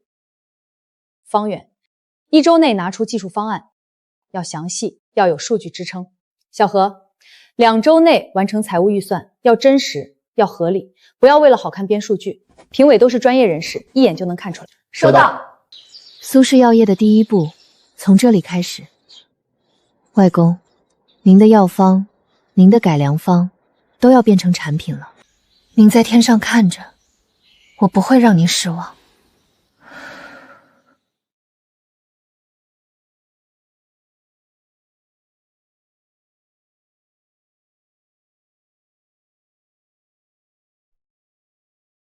还有15天，来得及。我们一起加油，开工！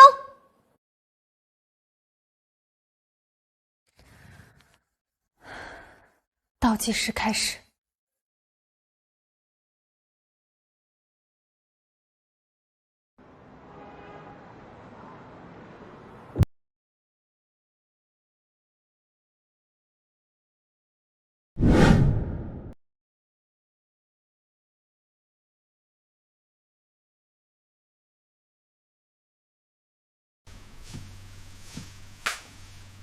苏氏药业没听说过，什么来头？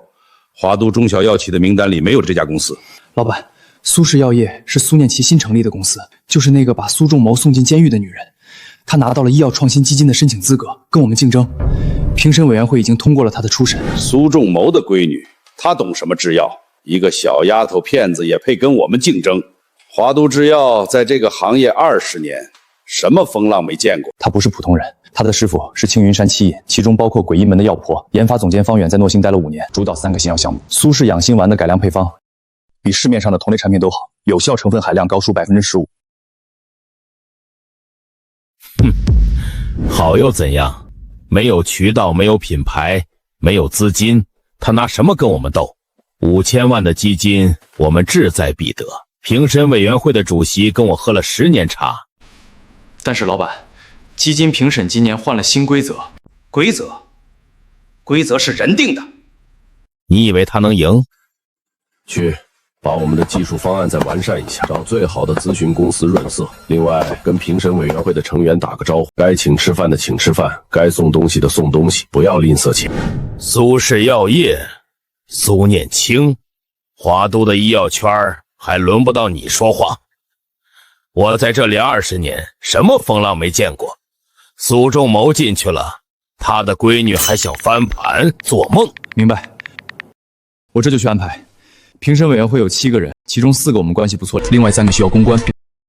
那3个，其中1个是省里新调来的，据说很讲原则。讲原则，那是价码没谈够，去查他的底。是，我这就去安排。那苏念琴那边要不要也做些动作？不急，让他先蹦跶几天，等基金的事定了，再慢慢收拾他。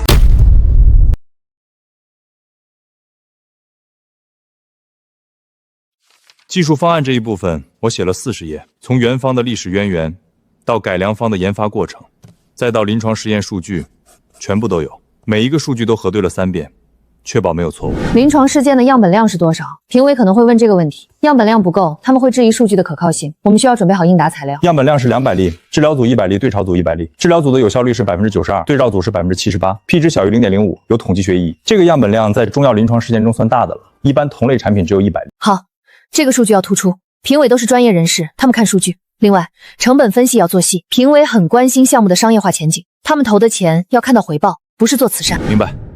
我再加5页成本分析，从原材料采购到生产制造到物流配送全部算清楚。我还可以做一个盈亏临格点的测算，让评委看到我们的盈利能力。方远，你对这次申请有多大信心？说实话，不要打鸡血。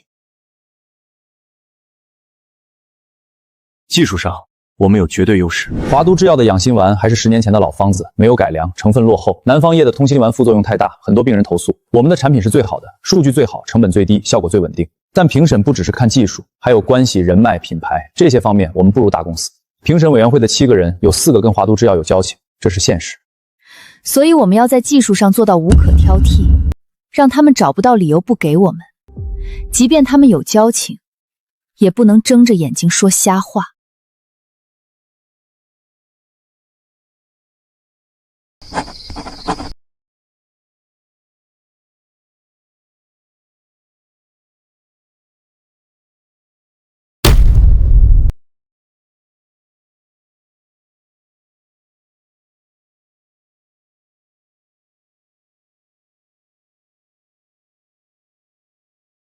苏氏药业，请陈述你们的创新方案20分钟，超时将扣分，请注意把握时间。各位评委，苏氏药业本次申报的项目是苏氏养心丸改良与现代化生产。我们的核心优势有3点：第一，技术优势，改良方的有效成分含量比原方高15%，比市面上的同类产品高30%。这是气象色谱对比图，蓝色是我们的，红色是华都制药的，差距一目了然。接下来大家看到的项目阶段，一起查看权威成本合作。第二，成本优势，我们的原材料来自自有种植基地，青云山的生态环境独一无二，成本比同行低20%。第三，市场优势，心血管药物市场规模每年增长15%，养心丸有巨大的市场空间。全国心血管疾病患者2.9亿，我们的目标市场是10%。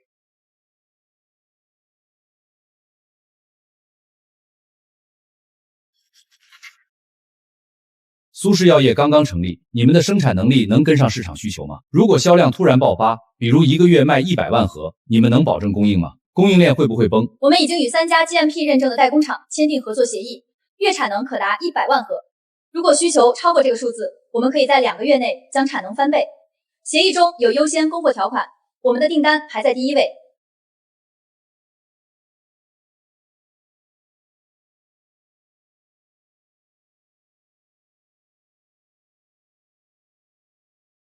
你们的成本优势能维持多久？竞争对手如果也建立种植基地，你们的优势就没有了。中药行业复制成本很低，原材料不是高科技。我们的种植基地在青云山，那里的气候和土壤是独一无二的。同样的药材，别的地方种不出来同样的品质。气象色谱分析显示，青云山产的丹参有效成分含量比其他产地高出2倍，这是我们不可复制的优势。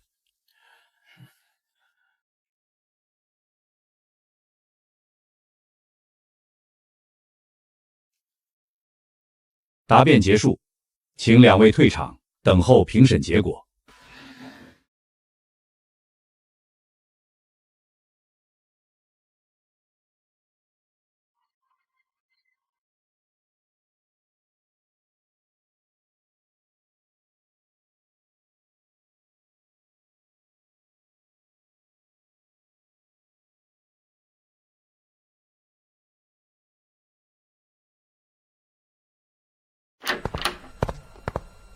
华都制药是华都最大的制药企业，年销售额50亿，市场占有率30%。我们的养心丸已经卖了20年，是华都老百姓最信任的品牌。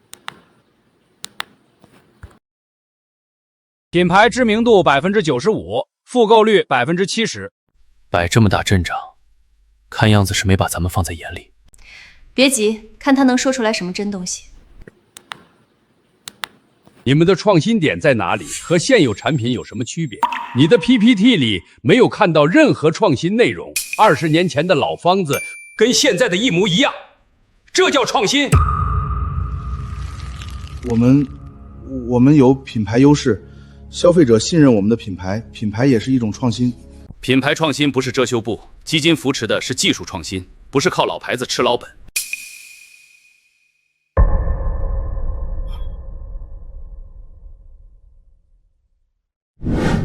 华都制药的表现比我想象的还差，他们连基本的数据都没有准备，自曝其短。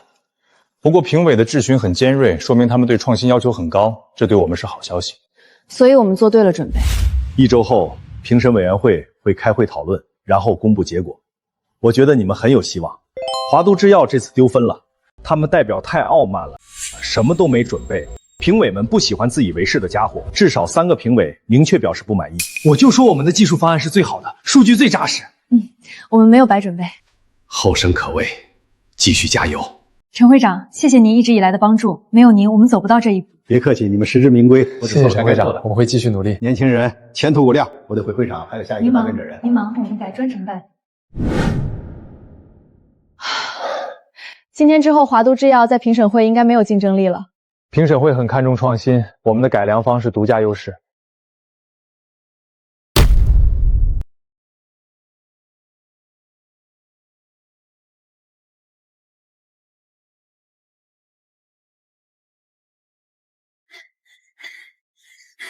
宝，基金评审结果出来了，差点以为是广告扔了。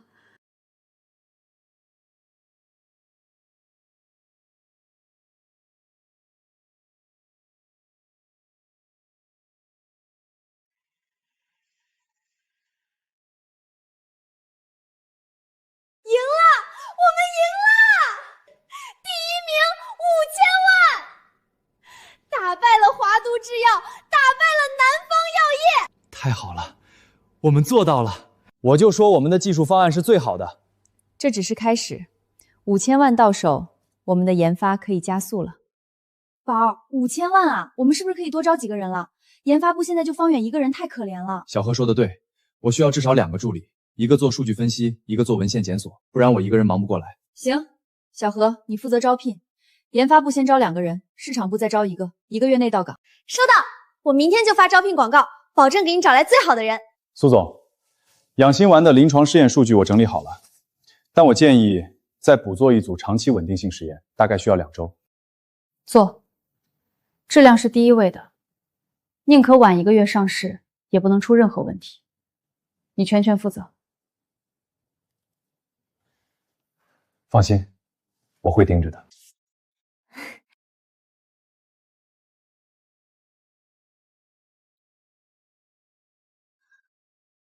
方远准备量产，小何准备营销方案。1个月后，苏氏养心丸要铺满华都的所有药店。收到。外公，第一步走稳了，接下来苏氏养心丸就要上市了，您的药方要造福更多人了。丫头，听说你拿到基金了，5000万。第1名，5000万够我们启动量产了，加上武师傅的50亿，资金很充裕。现在就是看生产能力和渠道了，其他的都没什么问题了。不够我再给你添点儿。你武师傅有钱，我也有，我的棺材本也不少。这些年采药卖药攒了点儿，都在银行里放着，也没处花。够了，武师傅已经给了我50亿，我不想再花师傅们的钱了。苏氏药业要靠自己赚钱，不能一直靠师傅。你们养了我16年，我已经很过意不去了。你这丫头就是太要强，师傅们的钱不给你花，给谁花？我们7个老头子又没有儿女，你就是我们的女儿。苏氏药业新品发布会，我想让师傅们都到场。你们是我的师傅，也是苏氏药业的底气，该让大家知道了。我不想再藏着掖着了。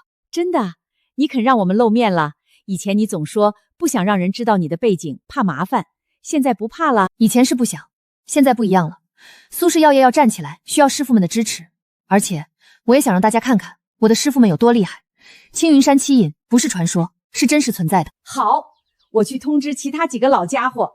你大师傅不爱出门，我得好好劝劝他。武师傅肯定第一个答应。6师傅说要带他的电脑，还有2师傅的工具箱，他那个箱子比他的命还重要。走到哪儿带到哪儿，里面全是他那些机关零件。可不是嘛，上次你6师傅不小心碰了一下那个箱子，你2师傅3天没跟他说话。我还记得小时候，2师傅用木头给我做了一只会走路的兔子，那是我收到的最好的礼物。后来摔坏了，我哭了好久。你2师傅嘴上不说，心里最疼你。你下山那天，他一个人在后山坐了一下午，谁叫都不理。我知道，7个师傅每个人对我都好，所以我一定要把苏氏药业做好，不能给你们丢脸。丫头，你听好了，苏氏药业做成什么样不重要，重要的是你平平安安的。你记住，不管遇到什么事儿，7个师傅永远在你身后。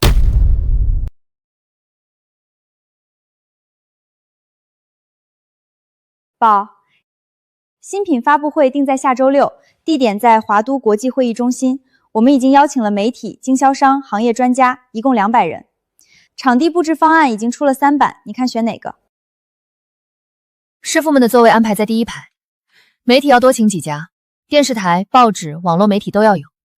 华都电视台邀请他们的新闻部主任，医药经济报邀请他们的首席记者，华都日报、医药经济报、新浪医药，一共15家媒体，还有几个自媒体大 V， 粉丝量都在100万以上，他们都说愿意来。辛苦你了，小何，这次发布会既要体面，更要稳妥，不能给苏家、给外公丢脸。哦，对，安保和医护人员也都安排好了，发布会现场会备齐急救药品，全程有人值守，确保万无一失，肯定不会出问题的。好，发布会当天，我要让整个华都都知道苏氏药业回来了，不只是回来，是比以前更强，让所有人都知道苏家的药又回来了。宝儿，你紧张吗？200人的场子，还有媒体直播，到时候全国都会看的。不紧张，我在青云山上对着几百只猴子讲过课，人比猴子好对付。猴子会抢东西，人至少不会。还是你心态好，我这几天都没睡踏实，就怕哪个环节出纰漏。毕竟这是苏氏重启后的第1场发布会，太关键了。有我在，也有你在，不会出问题的。咱们一起把苏家的招牌重新立起来。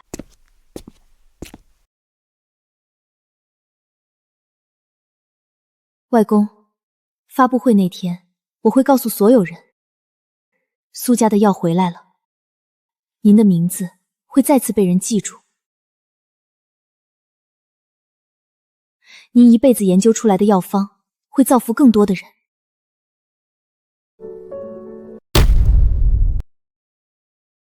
嘉宾和媒体都到齐了，设备也全部调试完毕，不会出现任何纰漏。这是苏氏重启后的第1场发布会，太关键了，千万不能有哪个环节出纰漏。放心，有我们在，还有苏总坐镇，一定能圆满成功。不辜负苏总和苏家的期望。宝，时间到了，可以上台了。各位，欢迎来到苏氏药业的新品发布会。苏氏养心丸是我外公毕生的心血，今天他回来了，而且比以往任何时候都更好。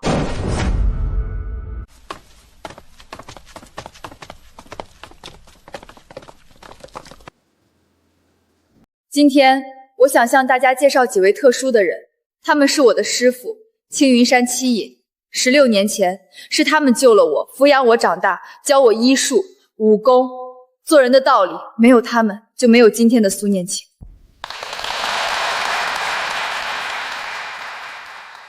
苏氏养心丸采用了我外公的原方，结合了现代科学技术，有效成分含量比原方高15%，比市面上的同类产品高30%，成本比同类产品低20%，这就是我们的底气。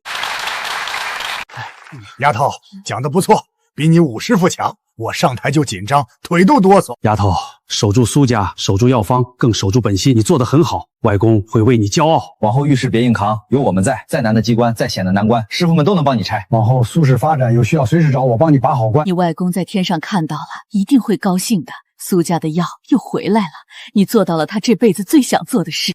苏念青，你真的做到了。从一个人回来，从一匹黑马闯进婚宴，到现在的苏氏药业，你只用了不到半年。你是我见过最厉害的女人。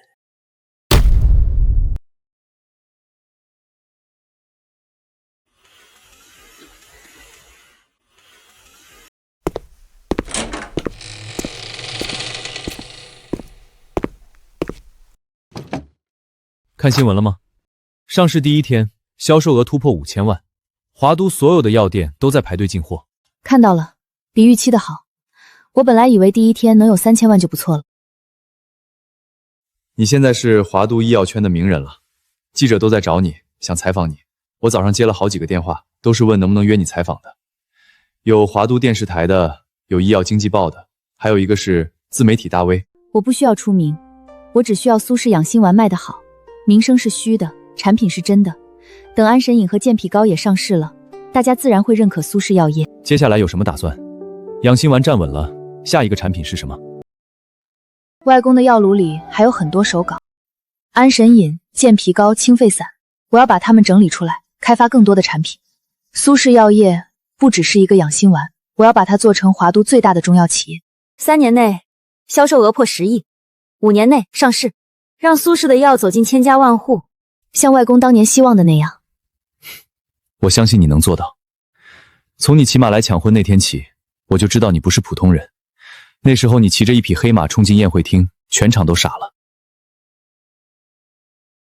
你也不差，至少你帮我拿到的那些批文，省了我3个月的时间。没有那些批文，养心丸现在还在排队审批。苏家、外公、医药圈，你一个人扛了太多事。习惯了，从青云山下来那天起，我就只能靠自己。现在不一样了，你不是一个人在支撑苏家、陆家，我都在。我记住了。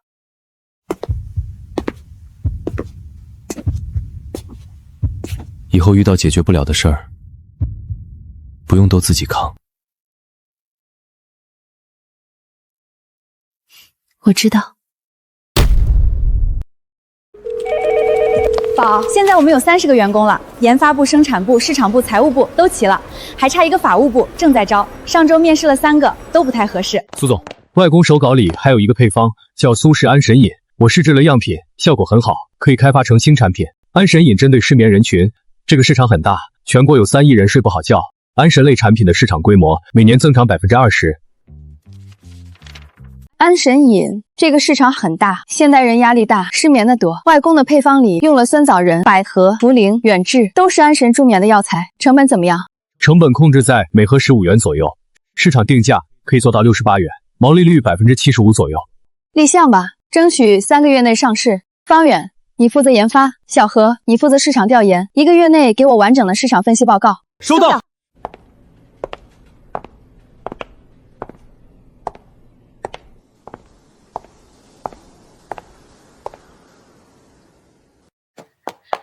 宝，看着现在满满一办公室的人各司其职，我都不敢想象，咱们真把苏氏药业撑起来了。一开始只是想守住外公的心血，没想过能走到今天。你本来就有本事，只是以前没人看见而已。现在好了，有团队，有配方，以后只会越来越好。守住传承只是起点，我要让苏家古方真正被更多人认可。外公，苏氏药业活了，您的药方正在变成产品，您的名字会再次被人记住。养心丸已经卖出去了，安神饮也快上市了，您在天上看到了吗？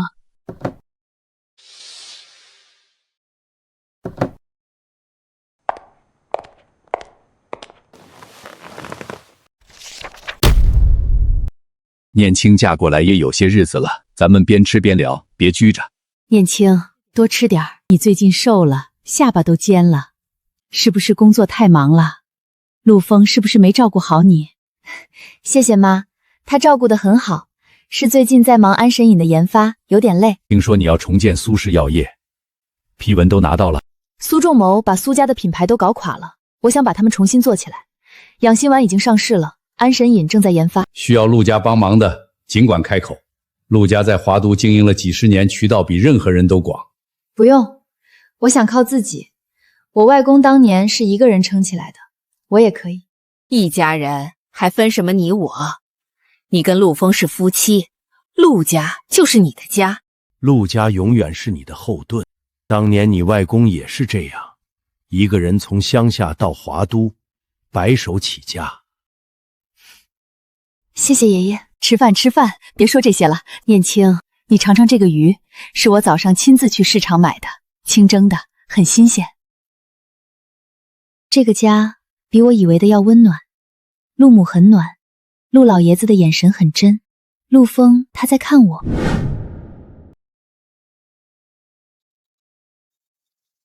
安神饮的临床试验安排妥当了。方远在跟进，样本和流程都按标准来。药监局那边我打过招呼，绿色通道随时能走。你连这些都替我想到了。你忙着研发和产品，杂事我来处理。陆枫，你好像和最开始很不一样了。有吗？我只是不想再装冷淡了。谢谢你，陆枫。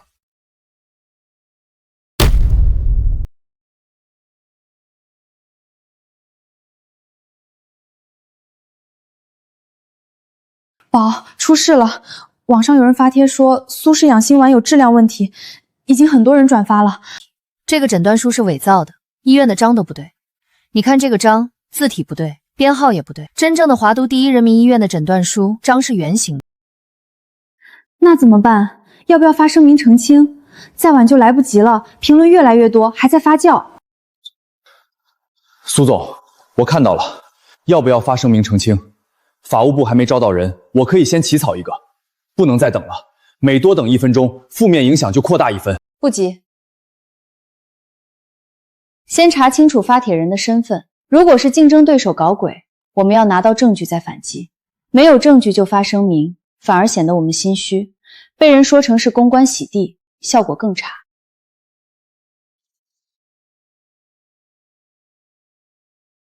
六师傅，帮我查一个 IP 地址。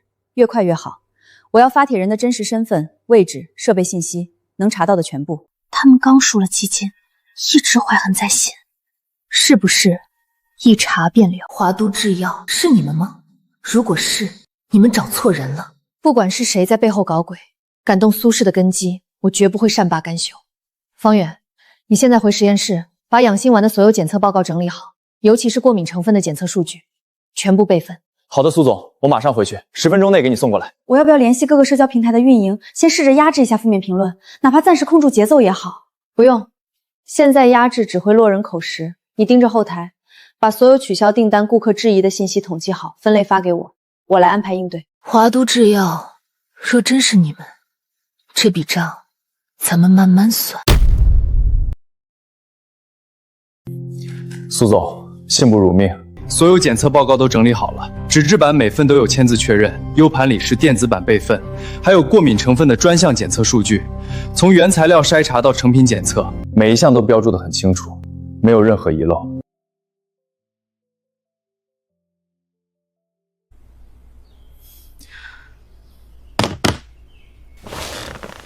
六师傅查到了，发帖的 IP 地址来自华都制药的办公大楼，具体的楼层和端口都查到了。是市场部的一台电脑，发帖时间凌晨3点，用的是公司内网。果然是华都制药，他们太卑鄙了！竞争不过我们就造谣，这种下三滥的手段也使得出来。苏总，我们报警了，这是商业诽谤，证据确凿，够他们喝一壶的。IP 地址、时间、设备信息都有了，一查一个准。报警只能抓一个发帖的人，一个市场部的普通员工，赔点钱了事，华都制药可以推得一干二净。他们会说这是员工个人行为，与公司无关。我们要让华都制药付出更大的代价，让他们知道造谣的后果不只是拘留15天。他们不是想搞垮苏氏药业吗？那我就让他们在医药圈混不下去。我要让华都制药的老板亲自道歉，让他们赔到肉疼。方远，你联系第三方检测机构，对苏氏养心丸进行公开检测，出具权威报告，要国家级的机构，要有公信力的。中国食品药品鉴定研究院，他们的报告最有权威。今天就去联系，明天就送样。好，我马上联系。样品我们已经有很多批次的流量，随时可以送检。小何，你准备法律函起诉造谣者，把发帖人华都制药一起告，索赔金额要写高一点，1000万。找华都最好的知识产权律师，钱不是问题。收到，我马上联系律师。我认识一个专打商业诽谤案件的律师，胜率很高。华都制药，你们自找的。这一次，我不会轻饶你们。苏总，最近网上有人说苏氏养心丸有质量问题，吃了会过敏，您怎么看？我们直播间有很多观众在问这个问题，弹幕已经刷屏了。谣言止于智者，我们已经委托第三方检测机构对产品进行了检测，结果今天出来了。这是国家药品检验研究院出具的检测报告，苏氏养心丸所有指标全部合格，没有任何质量问题，重金属、农残、微生物全部低于国家标准，部分指标优于国家标准30%以上，优于国家标准30%以上。那网上的过敏案例是怎么回事？诊断书看起来很真，还有病床上的照片，很多人都信了。我们已经查到了发帖人的 IP 地址，来自华都制药的办公大楼，市场部的一台电脑，凌晨3点发的帖。这是一起有组织的商业诽谤行为，是竞争对手恶意造谣。我们已经报警，并将追究华都制药的法律责任。诊断书是伪造的，照片也是摆拍的，我们已经掌握了全部证据。我在这里向所有消费者承诺，苏氏药业的每一款产品都经得起检验，绝不会辜负大家的信任与支持。苏总，你有信心打赢这场官司吗？华都制药是大公司，法务团队很强大。当然，正义也许会迟到，但不会缺席。造谣的人一定会付出代价。我们苏氏药业不会因为几句谣言就倒下，相反，我们会更好。在这里，我也要向所有信任苏氏的消费者说一声抱歉，因为这场恶意造谣让大家担惊受怕，产生疑虑，是我们做的不够周全。苏总，您太客气了，大家都看在眼里，是对方恶意抹黑，您不用道歉。不，守护消费者的健康与信任是苏氏药业的底线。从今天起，我们所有产品将开启全程溯源系统，每一盒药都能查到生产、检测、出厂全流程，接受全社会监督。老板，苏念晴在直播里直接点名我们了，她把 IP 地址、发帖时间都公布了。现在网上都在骂我们的股票已经跌了8%，还在继续跌，几家大药店都不进货了，说要等事情查清楚再说。老板，不光线下停货，线上店铺全被限流下架，银行也在催还贷款，再拖下去，账户会被冻结。冻结？谁敢冻结我的账户？法务部呢？都是干什么吃的？让他们去发律师函。法务部说过证据确凿，现在发函只会越描越黑。我就不信一个苏氏药业能把我华都制药逼到绝路。可他背后有人撑腰，我们现在连公关都不敢出声，一开口就被骂上热搜。废物！谁让你们用公司 IP 发帖的？不是说了要用代理服务器吗？不是说了从外面发吗？你们市场部的人脑子进水了！我千叮咛万嘱咐让你们隐蔽行事，就是怕被抓了把柄，你们偏偏把我的话当耳旁风。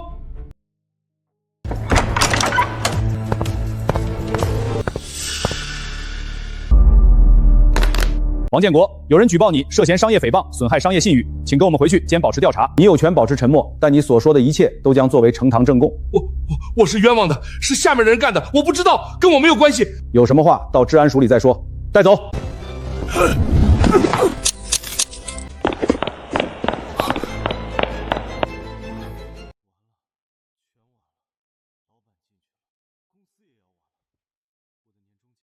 完了，全完了。本想抹黑苏氏药业，结果偷鸡不成蚀把米，合作药店全部停货，经销商排队退货。我辛苦干了几年都成泡影了，老板进去了，公司也要完了，我的年终奖，我的股票期权全没了。宝，苏氏养心丸的销量涨了200%，网上全是支持我们的声音，微博热搜第1，抖音热搜第3，全网都在讨论这件事儿。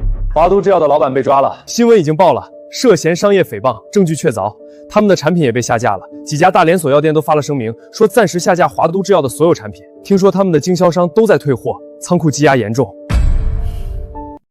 知道了。你怎么一点都不激动？销量涨了200%，华都制药的老板被抓了，我们的产品卖疯了，生产线已经在加班了，工人们2班倒都不够。预料之中的是，产品好不怕被人黑，越黑反而越多人知道。塞翁失马焉知非福，这次的事等于免费给我们做了一次全国范围的广告。这次的事儿给我们提了个醒，苏氏药业要做大，必须建立自己的法务团队和公关团队，不能再临时抱佛脚了。下次如果再遇到这种事儿，我们要第一时间反应，不能等发酵了再处理。那我们尽快发起招聘，法务公关一起招，尽快把核心框架搭起来。我已经提前联系好2家业内顶尖律所，他们可以立刻介入，帮我们处理诉讼维权和品牌保护工作。招人可以，但是要严谨，法务一定要精通医药专利与知识产权，公关必须能稳住大局，处理危机，绝对不要只会炒作博眼球，没有真本事。我会尽快筛选简历，约面试，严格把关，全力推进招聘，在最短的时间内把靠谱的人全部配齐到位。新产品研发也能同步加速推进，很快就能进入正式临床测试与申报阶段。苏氏药业正在一步步长大，从1个人到30个人，再到100个人，从一间小医馆到华都最大的中药企业。外公，您看到了吗？苏家的药正在造福更多的人，养心丸卖得很好，安神饮也快上市了，您的名字又被人们记住了。华都的报纸上、电视上，到处都是苏氏药业的新闻。我带着您留下的药方和初心，一步步把苏家的药做起来，就是想完成您未尽的心愿，让更多人受益。丫头现在做得不错，华都制药被她搞垮了，苏氏药业站稳脚跟了，新闻上天天都是她。那是自然，咱们教出来的丫头哪能差？当年她学幻术的时候，可比谁都用心。现在用到正途上，那些宵小之辈根本不是对手。但他一个人太累了，苏氏药业越来越大，事情越来越多，他得有人帮忙，我们得帮帮他。华都那边他需要一个靠山。我教他武功是让他防身，现在他不需要防身了，需要的是帮手。华都的水很深，不是一个人能趟的。陆景深虽然进去了，但他的关系网还在。华都制药的老板虽然被抓了，但华都医药圈的旧势力还在。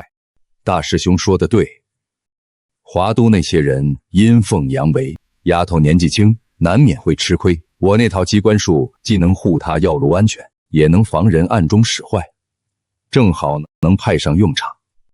我可以在信息上帮他，我的情报网覆盖整个华都，甚至全国。我可以帮他设计药炉的机关，我可以用幻术帮他震慑对手，我可以帮他做商业策划。行了，别争了，我们7个老家伙不能在山里养老，该出力了。自小护着的徒弟，哪能任由他在外孤身涉险？没错，这次咱们下山，好好给丫头撑腰。我这就把初步的商业辅助方案理一理，到了华都就能直接帮丫头上手。那就这么定了。我在华都还有一套老房子，在城西，离苏氏药业不远，可以住，3室1厅，挤一挤能住下。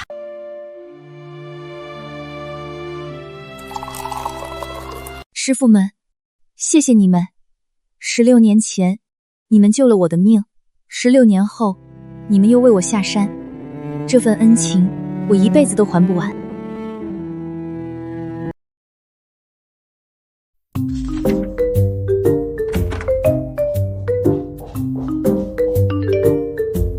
宝，门口来了几个人，说是你师傅，保安不让进，正在登记。他们说没有预约，但坚持要见你。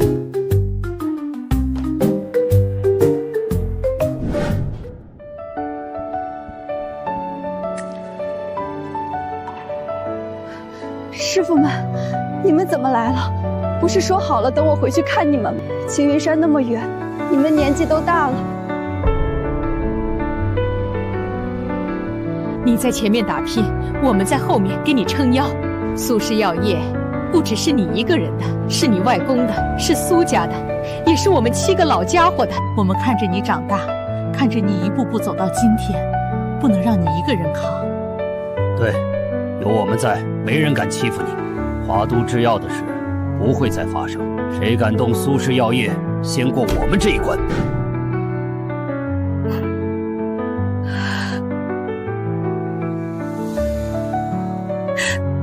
谢谢师傅们。别哭了，走，带我们参观一下你的公司。听说你把老宅改成了办公室，我们要看看。你外公当年住的地方，现在成了药业总部，他要是知道了，一定很高兴。好，师傅们请进。我给你们介绍一下苏氏药业的每一个部门：研发部在东厢房，生产部在偏厅，市场部在正厅。